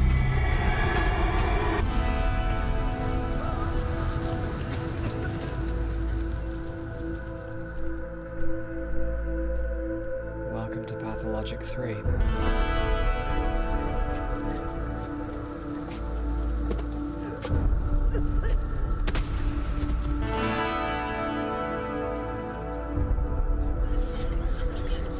Videos I made on this were just before COVID and during COVID.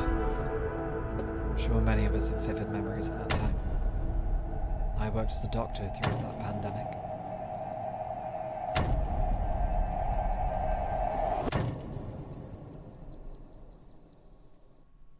And there are a few memories that haunt me still.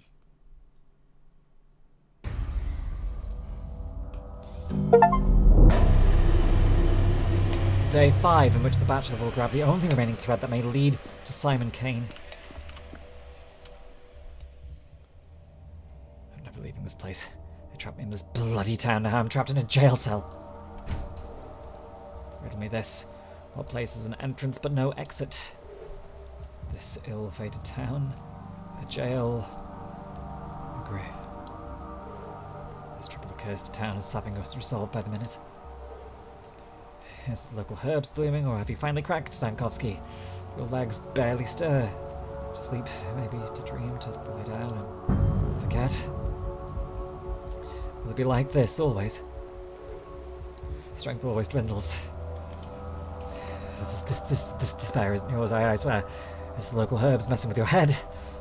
I can combat apathy. Splash your face with cold water. Just kick a trash can if it helps. Stimulants, coffee, tobacco, anything. In mania, you're sharp and you're fierce. Time will sap you, your will lull you to sleep, but you won't succumb to tranquility. Harmful side effects? What harmful side effect? Hey, you there. Let me out already.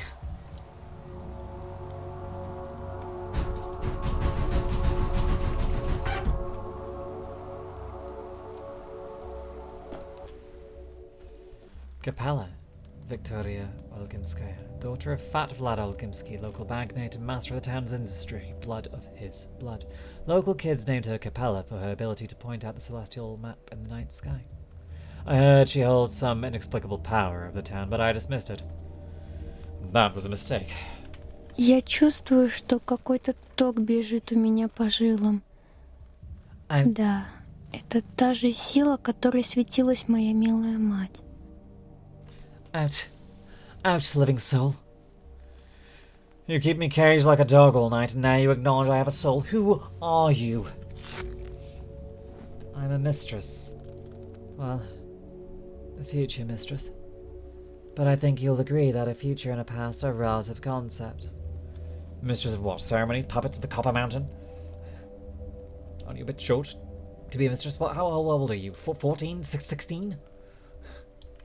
Future mistress. But my father can order 100 men into the Gorkon to drown, and they will do it too, since otherwise they'd starve. So people listen to me. Oh, I see. And how did I catch the interest of the local princess? I want to help you. How are you feeling? I don't have the plague, if that's what you mean.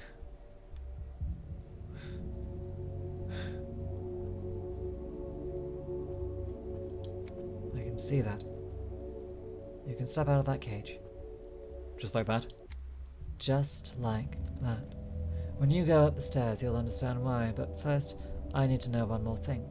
Why did you come to our town?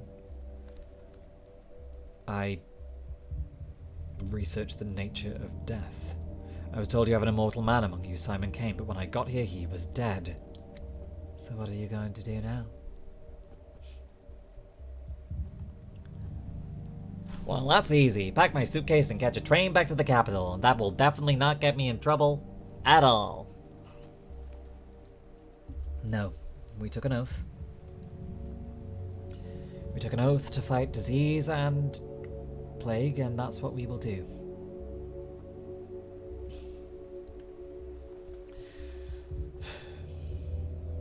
I've been trapped inside this box, but I know what's outside. An outbreak. Death. And death, even in the disguise of a mundane germ, is my enemy, therefore I will do my job. You're a brave man, but perhaps it's all connected. Immortality and a deadly disease, that is possible. You know, Bachelor, my father envied Simon, and Maria Kane will always be my enemy. So there's no love lost between our families. And yet I must help you. I don't want to, I must. Otherwise the town will suffer. That's why I came here early and waited 4 hours until you decided to wake up. You could have just knocked on the door yourself. I know where to find the last person who saw Simon alive. His name is Ruben. I've heard about him. He's a colleague of mine, one of the few around here. You haven't just heard about him, you've worked with him. Or you will. I'm not quite sure. No, I'm positive I've never... No, I'm not so sure of anything anymore. He's a doctor. He has a hideout in the warehouses. Just look for him there. How do you know where his hideout is? The way you say it, it doesn't sound like much of a secret. I'm not just a mistress. I'm Vlad Olgimsky's daughter. My father owns half the houses and very nearly all the people in this town. And the warehouses. And the ground under this jail. Well, where should I go then? But you won't be able to go there right now. While I was waiting for you, something bad happened. Something bad? When you go up those steps, you'll see. Mother said that a true mistress stands out by her timing. And here I am. Right place. But too late. Maybe I'll never become a true mistress. Don't you dare cry. Can't stand tears. Your hint helped me a lot, do you hear?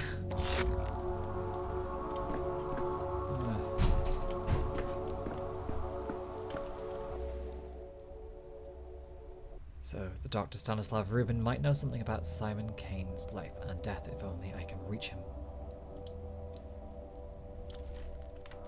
Сележевый, бирюневый, лилёный.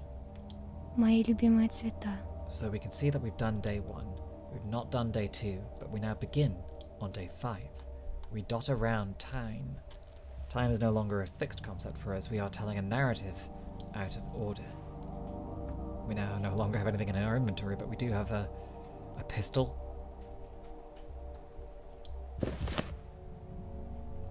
The town's fucked. Well, nothing for it. Best actually get to fixing it then, shall we? Alexander Saburov, governor of the town. The Saburovs are load-bearing bones of this town, hard, dry, and colourless compared to the other 2 ruling families. Order rested upon them. When I arrived, Governor Saburov pinned all his hopes on me, and hated me for it. He thought the star from the capital would show the Kanes and Olgimskis how dangerous overreaching ambitions could be. Alas, that star proved to be another dreamer. Нет, долго я так не продержусь. Dankovsky. Before you ask, I allowed the girl in. She is Olgimski's daughter, even if she even interceded. Fuck. I fucked the line. I'm so sorry. She is Olgimski's daughter, and she interceded on your behalf. But even if she hadn't, I wouldn't have kept you here. You threw me behind bars yesterday, and today you're already setting me free. What a mercurial tyrant you are. What were you detained for?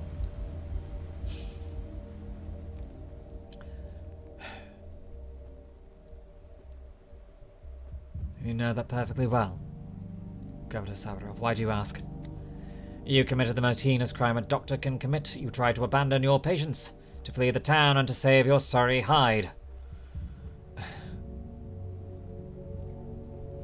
Right as we speak, my real patient, Thanatica, is being murdered in the capital. My life's work is being destroyed. This town is my life's work, and it is dying because all the doctors betrayed it. Cowards and scoundrels, all of them. And yet, Katerina would put it, the logic of inevitability is stronger.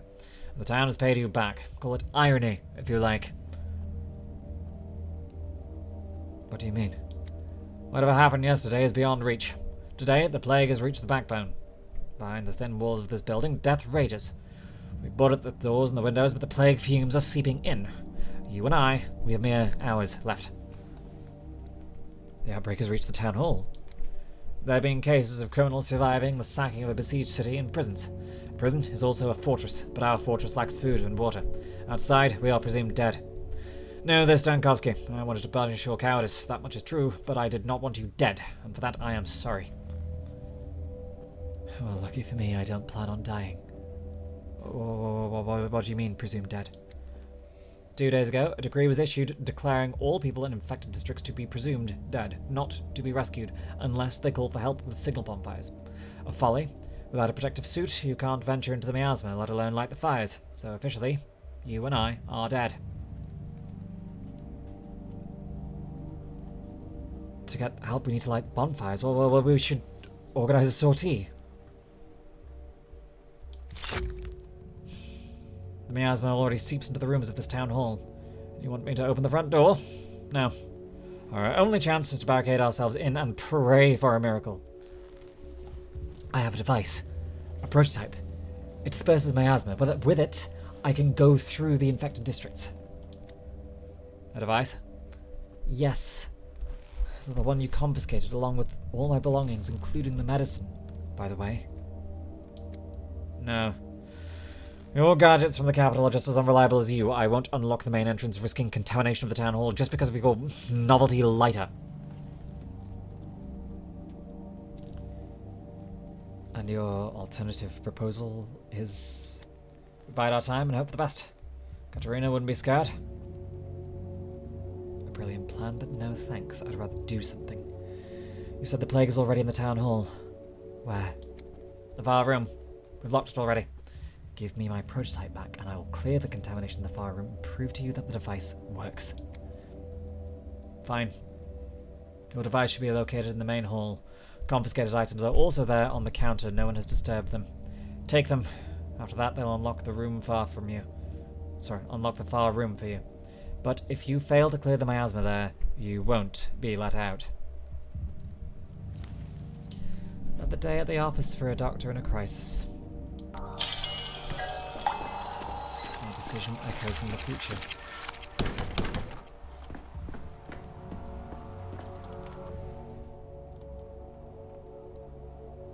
So,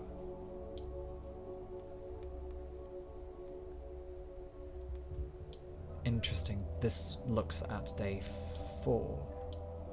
We can see where Daniil previously tried to escape, and we can see that this is a bad idea as it will lead to his arrest. Day 5 then. Where are we now?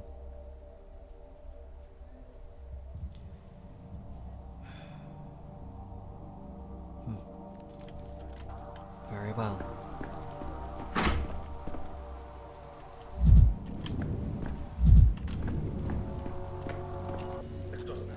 I'm begging you. Tell them to open the doors. Everything's locked. We're trapped in here. Are you totally out of your mind? Use your head. Do you think they lock the doors for fun? Have you seen what's out there? It's like the last days of Sodom and Mara Shabnak walks on her clay legs. My friend's stuck outside. We were together. I managed to slip inside, but he... What's going on outside? He's a goner. Forget it, your friend's gone. All district's doomed. There's plague fumes everywhere, no air to breathe. We're doomed too, simple as that. So why is everyone standing around like nothing happened? Why is no one doing anything? This is what's being done.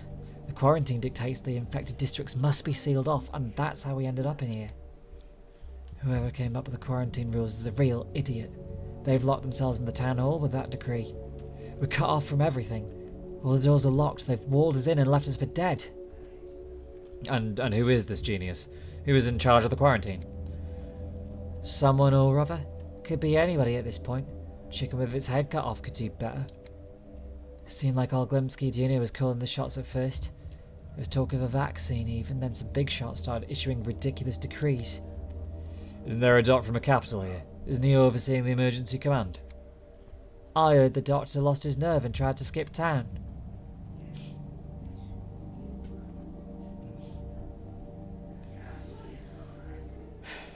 No, that's not how it was. You're mistaken. The doctor from the capital took charge, set up a hospital, saved the town. So there's a vaccine now. Doesn't look like it, judging from the view outside. It's because of that doctor. The big city rat only cared about himself. As soon as there was a whiff of plague, he hit the road. I feel sorry for him. I understand the fear. I'd run too if I could. But it's too late now. I only regret one thing. Who's going to water Miss Zoya now? Who's Miss Zoya? My poppy plant. My beauty. She's just started blooming. Bright red flowers. Oh, so pretty.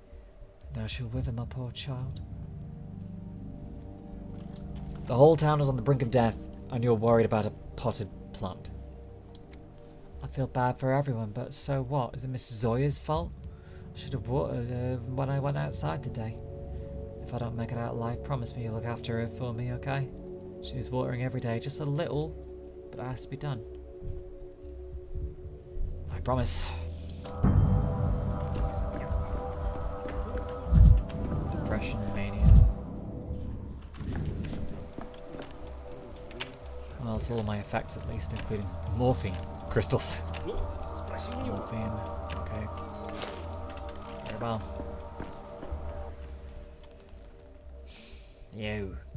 Are you the head of this place?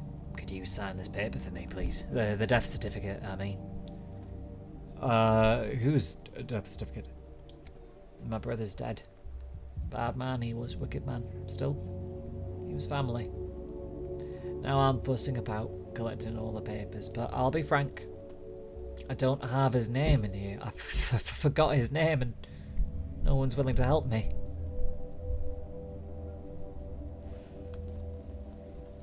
A consequence for a choice. You came to get the death certificate drawn up for your brother, but you forgot his name. Uh-huh. Was he really your brother? I don't know myself how this could happen. It's like it was kicked out of my head. It's like there's just a black blot in my mind where my brother's name used to be. And the secretary, he says there was only 2 bodies brought there from the station, but how could there only be 2 if Burak knifed 3? It's a mistake. Please tell them. You arrived on the same day. Maybe you saw it? I did. Her bride took her brother's body away. Sorry, that can't be true. For the kin to take a body, someone needs to give them permission. They have a special relationship with bodies. They would never take one without asking.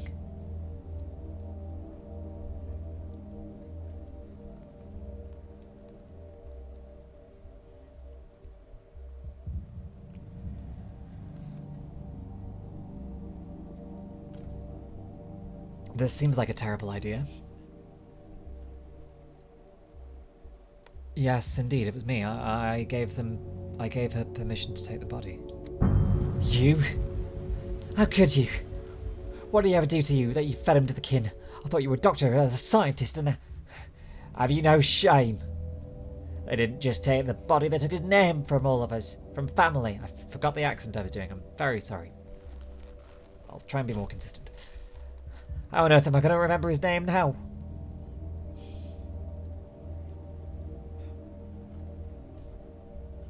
Her bride had said it was for the best. I believed her.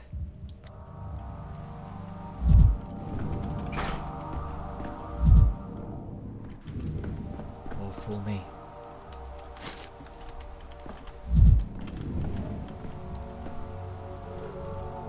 Through the short-sighted decrees that led the town to its demise, that approach couldn't have saved anything.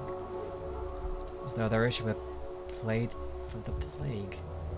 Or just inexperience to the point of criminal negligence. If I held the power in this town, I would have done better. I'd have wielded it more wisely. Vlad the Younger, Vladislav Olgimsky. Vladislav Olgimsky, son of Vladislav Olgimsky, the factory owner. Heir to one of the 3 ruling families. One could imagine the autonomy. He enjoyed living under his father's shadow. He thought his father's power could be gently modernized through reform. He kept up with contemporary thinkers. He put his faith in progress. As his reward, the dirtiest of all the tasks fell to him. Сколько весит голова? What options does the town have when there's no vaccine or cure? When there's neither a hospital nor doctors? Isolation and quarantine are our only tools to slow the plague's spread. Hold on. Are you the one who has issued the decree not to rescue people from the infected districts? Everyone is saying I acted as Isidore Burak did 5 years ago. They can think what they want, but they're remembering it wrong. My measures were not so harsh. Isidore Burak sealed off the plague districts with no chance of escape. I at least told the orderlies to keep an eye out for bonfires, to give those trapped behind the cordons a chance.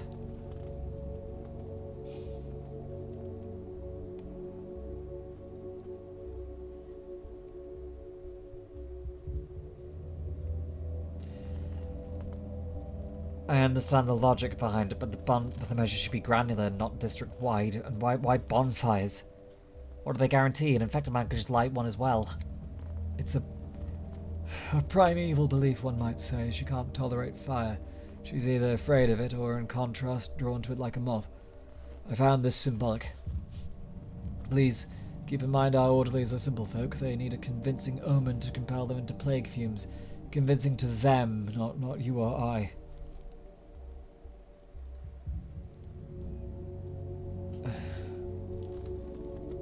She can't tolerate fire? You mean the plague?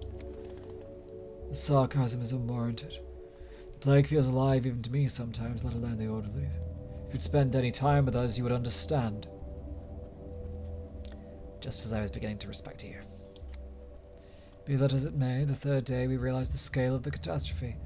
The town needed saving, and I was ready to propose concrete measures. And here we are. I will soon pay with my life for my actions.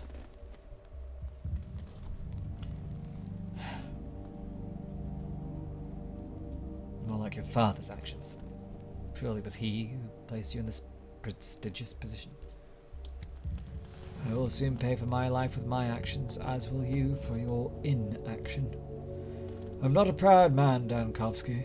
2 days ago, I waited for you at the Emergency Epidemic Committee meeting. If you had wished to take matters into your own hands, I would not have stood in your way, but you simply didn't show up. You're a brave man, Vlad. You actually tried to do something. I won't let you die.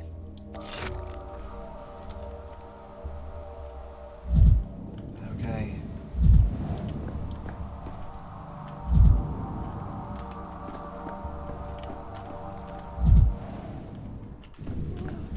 A clock.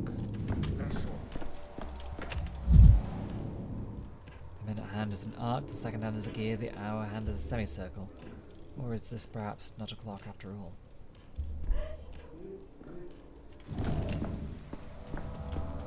Time.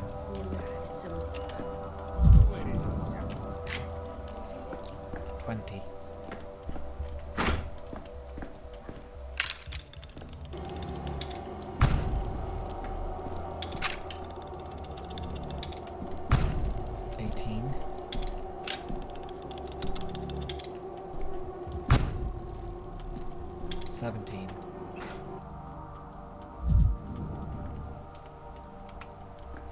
Okay.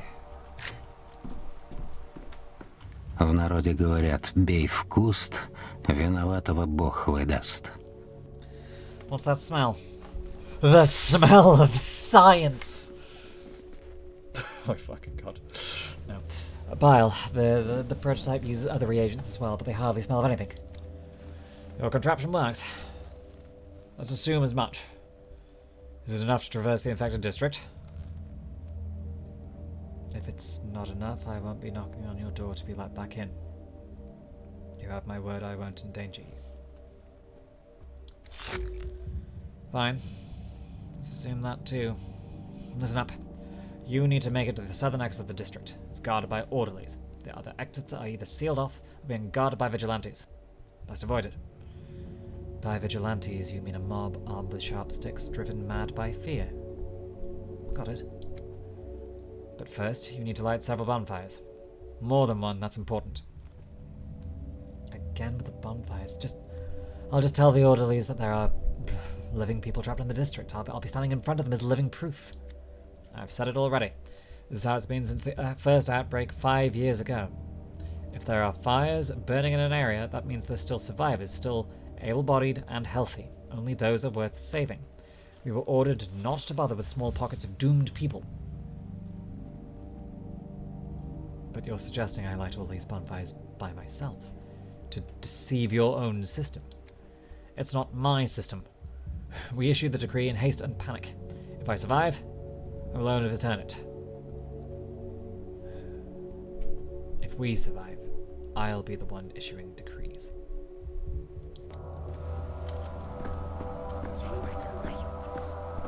Very well.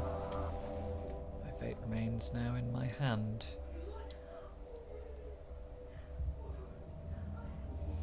So don't let Vlad the Younger gain power. Because he's gonna make a mess. Very well, I can deal with that. Whoop. Time for a quick drink of water. Signal bonfires. The district is infected and sealed off. I can only leave if I light several bonfires. Okay. 4 pockets. 4 pockets. Okay.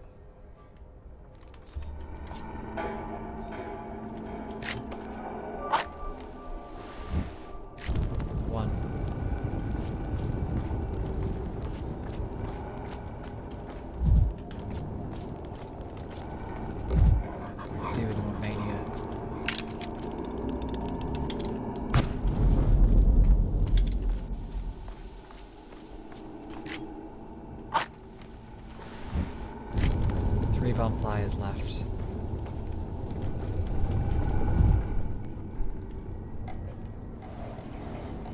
bit more mania.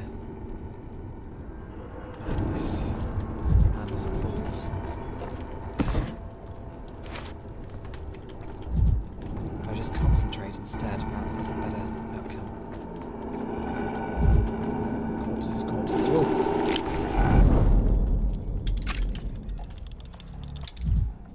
That was foolish. I wasted a shot. I wasted a charge there. This one is necessary. 14.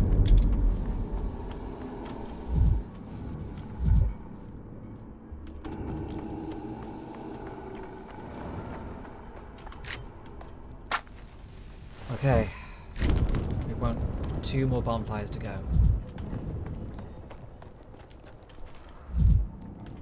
What is that? What is that?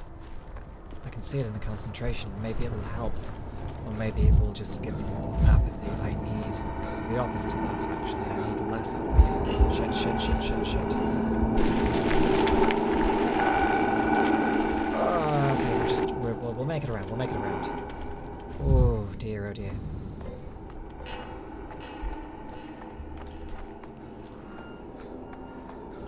Oh dear, this... In my restless dreams I see this fog. The town on Gokon. One more bonfire.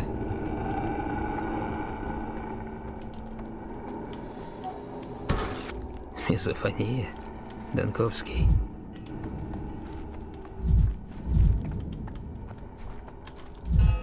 Can't see anything through here. More matches though, that's always helpful.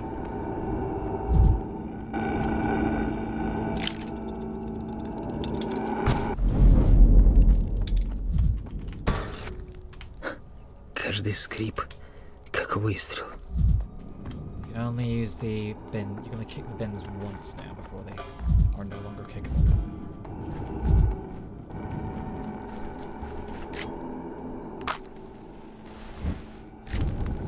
Okay, now they must let me out of the district. Кипит, трещит, Excessive doses. скрипит, живет. Damaging to health. Whoa. Well, I can speed with this. I speed right into the fucking plague though. Let's not do that. Oh, more fool me. How did I... Oh dear. Oh, that's a problem. Oh no. Oh dear, I fucked up. Okay, here we go again. Let's maybe not make the same mistakes twice in a row. If we can possibly manage that.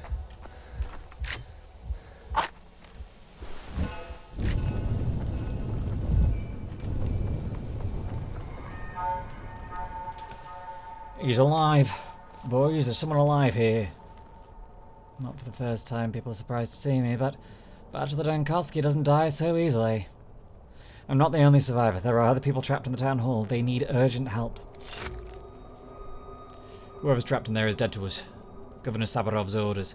Sabarov is trapped in there himself, you fool! And who are you? I'm the only qualified doctor in this benighted town. We're only doing our jobs. The decree is simple. No fires, no entry. People can be saved only if the bonfires are lit in the district. Otherwise, it means they're all dead. Well, open your eyes. The bonfires are lit. Wait. Really? Let me count them again. 1 fire, 2 fire, 3 fire. 5. Boys are survivors in the backbone. Well then, clear the exit to the district. Escort people from fire to fire. Do not deviate from the course. So you're just scared of being in the infected quarter without the fires burning? I see. Olginsky Jr. is craftier than I thought. Just hurry. One more thing. At least wrap a rag around your face so that you don't breathe in the miasma. Indeed, we'll need some kind of protection for the orderlies. It's right terrifying to go in there, but it can't be helped. Orders are orders. And you, survivor, why are you still standing there? Gone out to clean the district since you managed to walk all the way here. I'm Good luck to you in there. Tell the governor that I won our bet. People in the town hall have a chance, ergo, so does the town.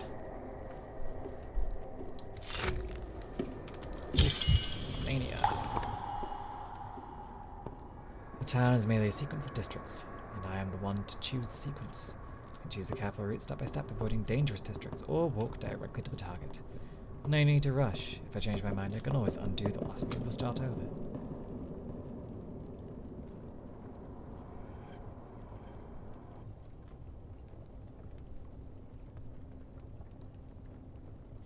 Travel time is 0 hours, 0 minutes to most places.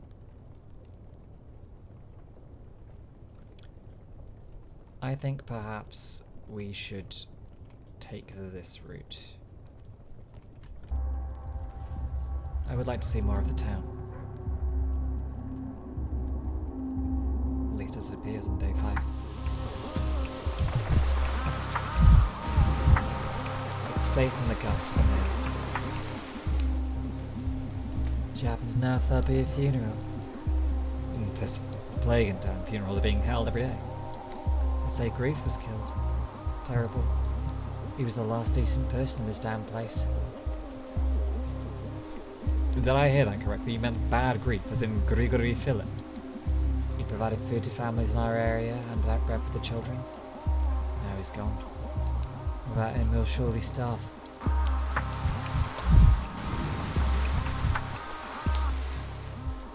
What do you want? Hello, any news? What's the word in the town? I've been living under a rock. No one's saying anything. Everyone hides in corners like mice. Why aren't you hiding? You're walking around. I went to the pub. He used to be great in there, generous. Stammered was a decent guy with poor on credit, but now he's dead. The place has been shut down. The pub seems to be the main cultural hub around here. Everyone's orphaned without it. It used to be, now without stamina, there's no more drinks in the house. It's all for money. Who needs that kind of culture? You need to pick an accent and stick with it.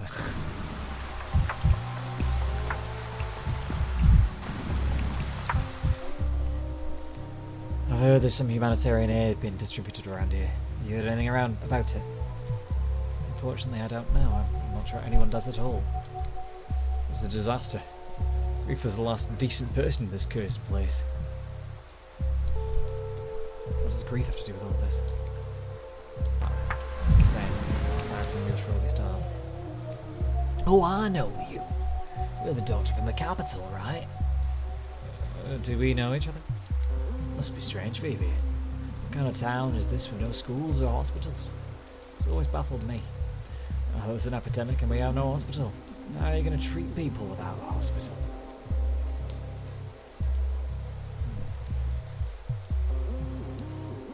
The hospital will open soon, don't worry. Can't fight a plague without one.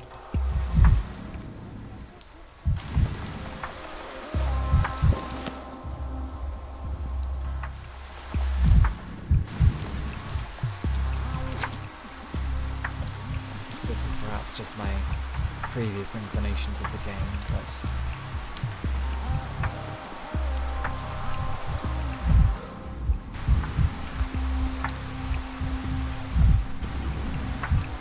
feels like a good idea to always trade with the kids because they know shit like you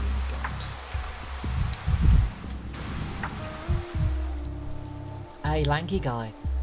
Was it your stuff our guys pilfered the other day? Yes, if by stuff you mean a laboratory full of incredible value to humanity, and our guys refers to the capital's powers that be. Gee, don't get all jittery. It's just a test to see if you're a good one or a bad one. A bad one would have run to grown-ups to complain. You were alright though, didn't lose your cool. Trade it all back in a whiz, that's the kind of thing we respect. Thanks, I guess. So I'll make it brief. We've convened the Children's Council and decided to accept you into our commodity exchange. But you can't play our games and we're not showing you the invisible cat either. But trading this and that and whatnot, anytime.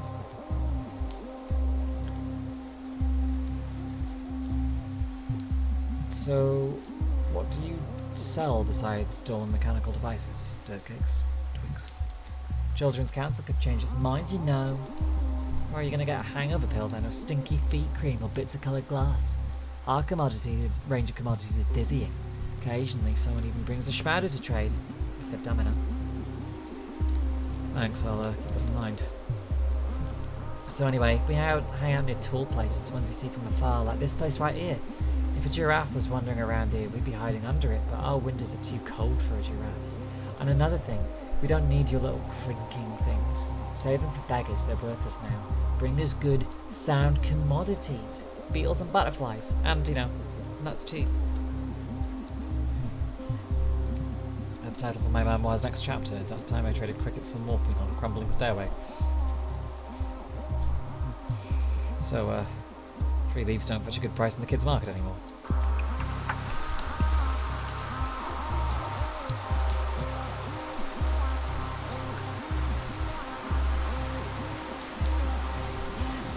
Recipes are handy.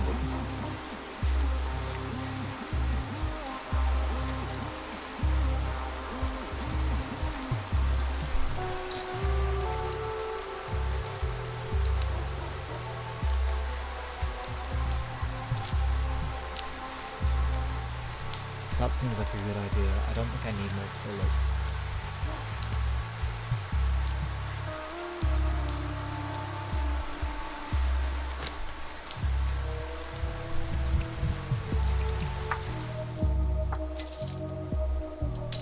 I wonder how I can use these. It should only be done when there are secrets not yet found, as noted in the corner.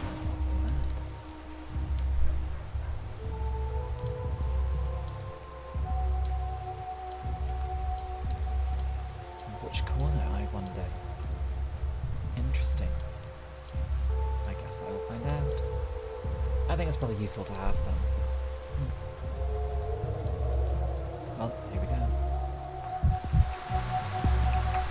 Oh, fuck.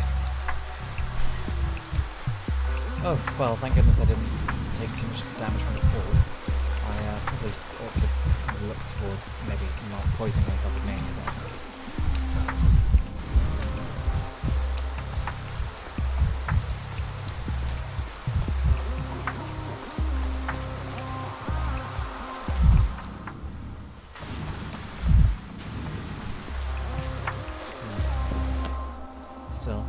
All of that is interesting to have.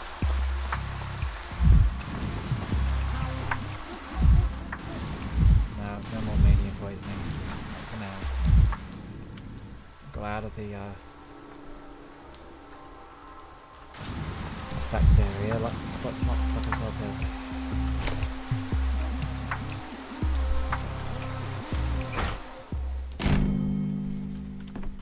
Volkimski's house. Remains the same as it did in the previous game. It's very familiar. Huh. No longer a device for saving a game.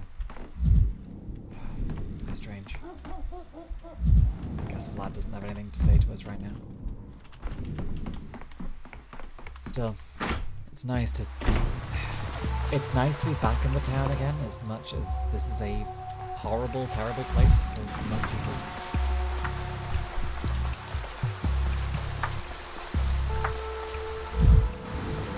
I do wonder if my toddling about slightly high on mania is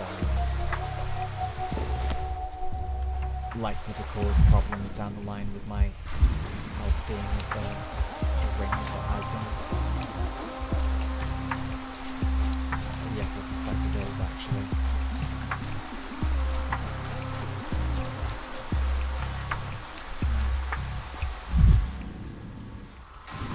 Very well.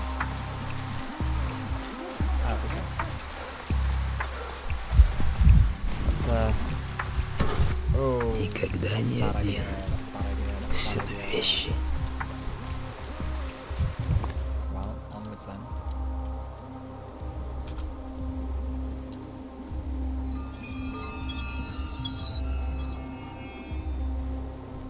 I'm sure it'll be fine. Hey, Sawbones, that you? You the big city Sawbones? The doc, I should say. else. Don't you fret, I'm not interested in your jingle jangle, not worth the hassle. Just tell me straight, Doc, am I plagued? You don't look sick. I'm serious. I'm scared. It's okay to admit fear to a sawbones, a doctor. Ever since I found out my Kulan had died, I've been scared out of my wits. I claimed her in 5 hours, and she was young and strong. Are you talking about your wife or your daughter? How could I marry her when she's of the kin? Or was anyway. She left them but was torn between the town and the steppe. I thought maybe if I quarrelled with her on purpose she'd return to her kind, wouldn't suffer her fate no more. It's too late for that now.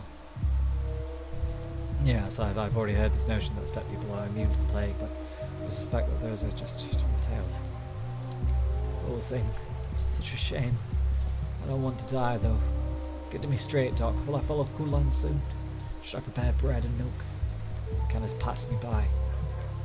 So you suspect your lover might have infected you? It's not impossible. When did you last see her last? Day before yesterday. In the morning. And when did she die? Yesterday. I know very little of the plague yet, but it's clear from its dynamics that one can't survive the infection for more than a day. If you were infected, you wouldn't be here. You sure? I don't know. It's just a hypothesis. Did me a service. The Kulan suffering ended just yesterday. She came to me even earlier than that. Math checks out. So a doctor. Sorry, I should address you with respect. According to your count, I couldn't have caught it from here. Maybe not from Kulan, but from someone else. Someone you could have met even half an hour ago, easily. Don't celebrate just yet. If it takes 5 hours to burn someone out like a candle, then it's clear as day. I've been racking my brain. She was healthy when she came to me. Her legs were wobbly after a night of dancing. Suddenly, bam, the plague just like that. Shows you how death sneaks up on you, wicked, like a cut purse in an alley. Any death is wicked. However, mortality is embedded into human nature itself. That is even more wicked. Such loud words of yours, they ring here in this backwater. It's like an alarm bell or artillery. They don't fit the scenery, like you. Can I help you with something, Doc? You're looking lost as a newborn babe. Lost, no. Maybe you can help. I'm looking for a doctor named Ruben. If I knew where he was, I'd have gone to him with my plague question. He saw the last outbreak, and it was Burak's, Isidore's apprentice. But he's gone. Vanished as if the earth swallowed him.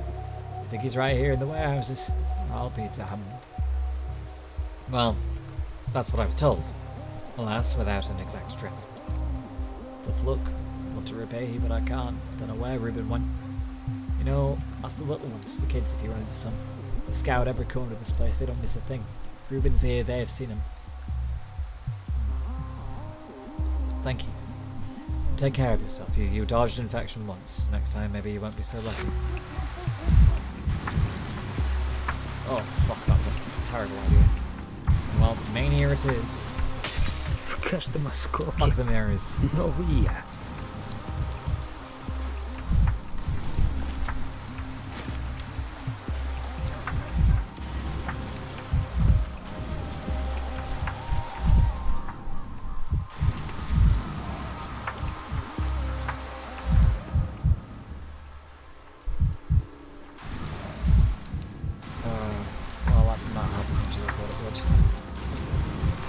Слишком у вас нервы натянуты.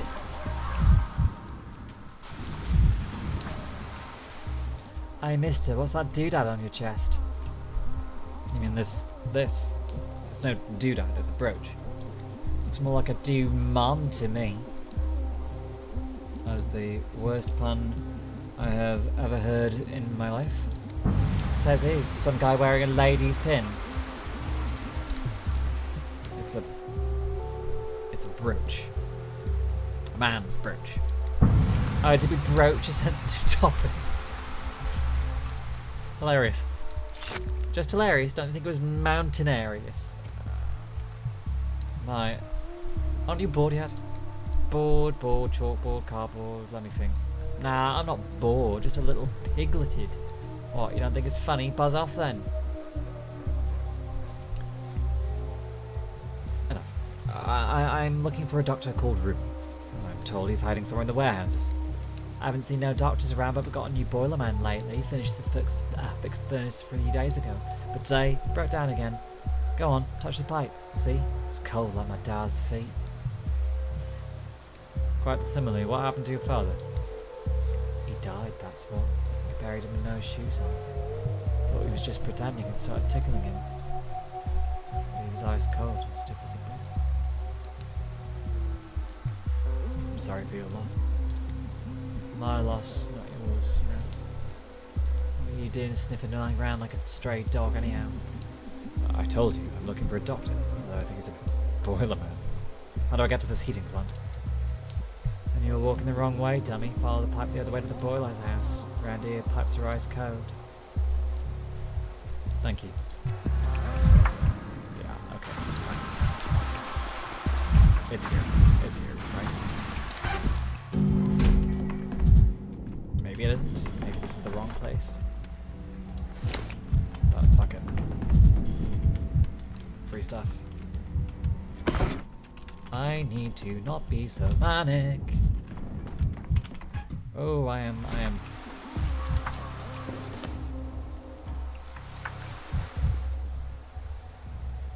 Ruben is hiding the old boiler room. The old boiler room? Where? Where?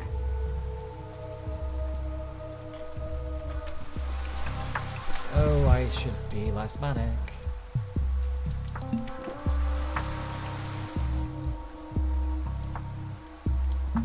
Я That's better, right? That's better. не могу. Oh, who goes there? Turn your head up, look at us. What's the password? Hackety fackety sat on a pipe. Hackety fackety smells a bit ripe. All the king's crickets and all the king's geese couldn't rid Hackety the smell of damp cheese. Now say the password, old timer. It's a version I hadn't heard before. Is the password geese? Ha, wrong, it's crickets. This one's up on his pipe right now. Can't you hear him chirping? No, I can't. Sounds about right, Gramps. All you old relics are going deaf. I've seen old timers put a big metal horn up to their ears, but maybe you should try that out instead of embarrassing yourself. I'm fucking up my lines. I'm only 28.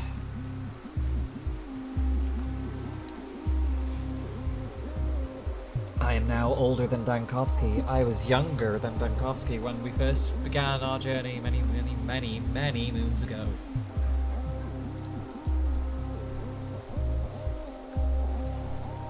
I was also roughly 28 when COVID broke out. Wow, how are you even walking around? Even more so with that bald spot on top of your head. Don't be ridiculous, I don't have a bald spot. Not yet, but you will. I see it all from up here. Even in the future, you'll be combing over a bald patch and powdering up your wrinkles until you look like amateur hour at a mortician's parlour. Well, sooner or later we'll all be bald in a box. Nothing to be done about that. Ah, never. I won't go bald, and I don't intend to get old. I like that attitude. You can be an intern at my lab when you grow up. Fighting death and old age is exactly what we do. Sounds unlikely. I see the future from here. A grand future where all the grown-ups are dead of plague and we rule the town. I don't think you understand what the plague is. It still kills kids too. Oh, you think you're so clever, huh? Well, how do you know? You're a doctor or something. We don't need another one. We've already got a Dr. Boiler Man. Furnace broke down the boiler's house and he fixed it. And today it broke down again. Yes, I've heard the story from one of your friends already. Now I'm following the pipe to the heating plant.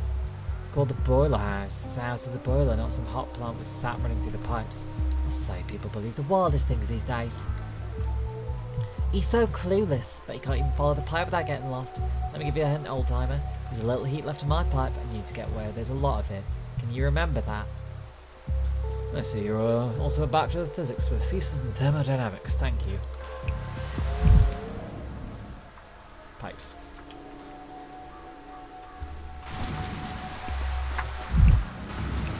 Oh, that's a problem. Simon's murderer? Oh no. Bad Grief. Petty King called himself Bad Grief, an anarchist at heart, valuing freedom above all, but somehow only his own. Because of his friendship with old Gimskis and the Burdocks, he thought he was above the law. At least he had some notion of beauty, even if it was just streetwalking. Pinned him to a wall like a butterfly and left him to die. Even stabbed him with a knife for good measure, but he didn't die from those wounds. Know what he died from? Thirst. Do you have any water? What are you doing here, actor? I am no actor. I neither feel nor act. Call me a shadow, a remainder of a person, a trace, an echo, like a glove behind someone's house. A useless thing, really. Who needs a lone glove? But it is proof that someone was once here to lose it. When I had to unravel a complex case on my own, sometimes I would imagine myself talking to someone else, but I would imagine someone a little more familiar. You love the sound of your own voice. You think yourself Earth's greatest conversationalist. Try to broaden your thinking. Why not, for a change? Assume you really are speaking to a shadow, a remnant of a dead person. In black tights and a white mask. Really? You are a scientist, a researcher of death. So gaze into the face of a dead man. Perhaps then you'll understand why only a mask remains.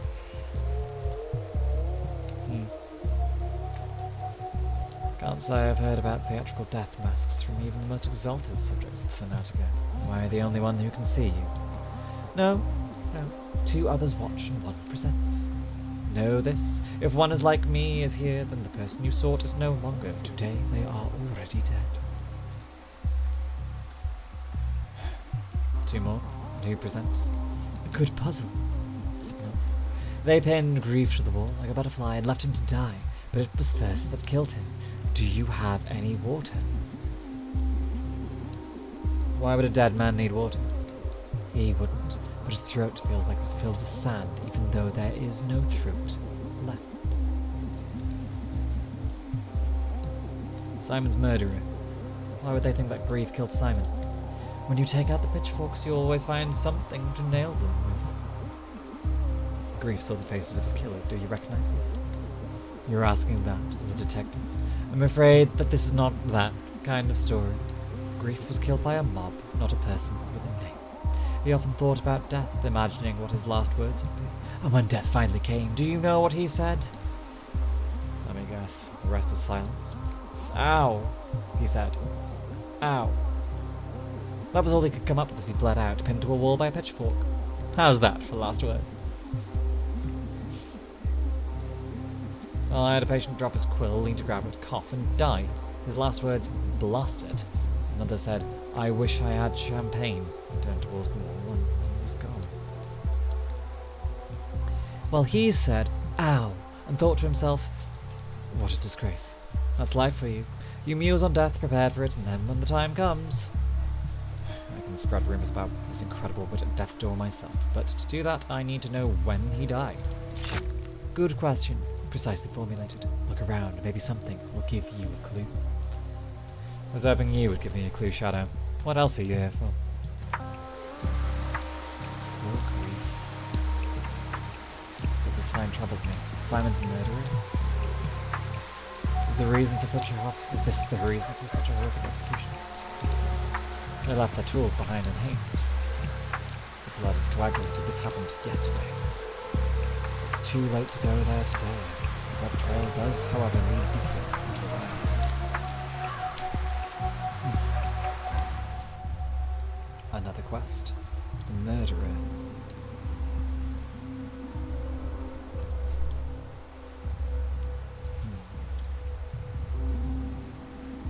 Interesting. Very interesting.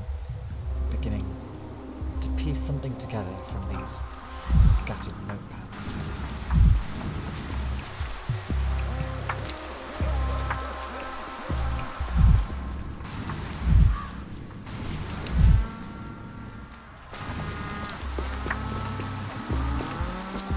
It's the hot pipes, they say.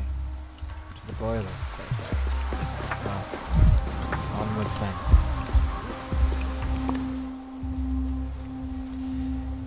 Peaceful districts are easy to pass through, but I'll have to pass through dangerous ones carefully. On my own feet, such districts are marked with colour.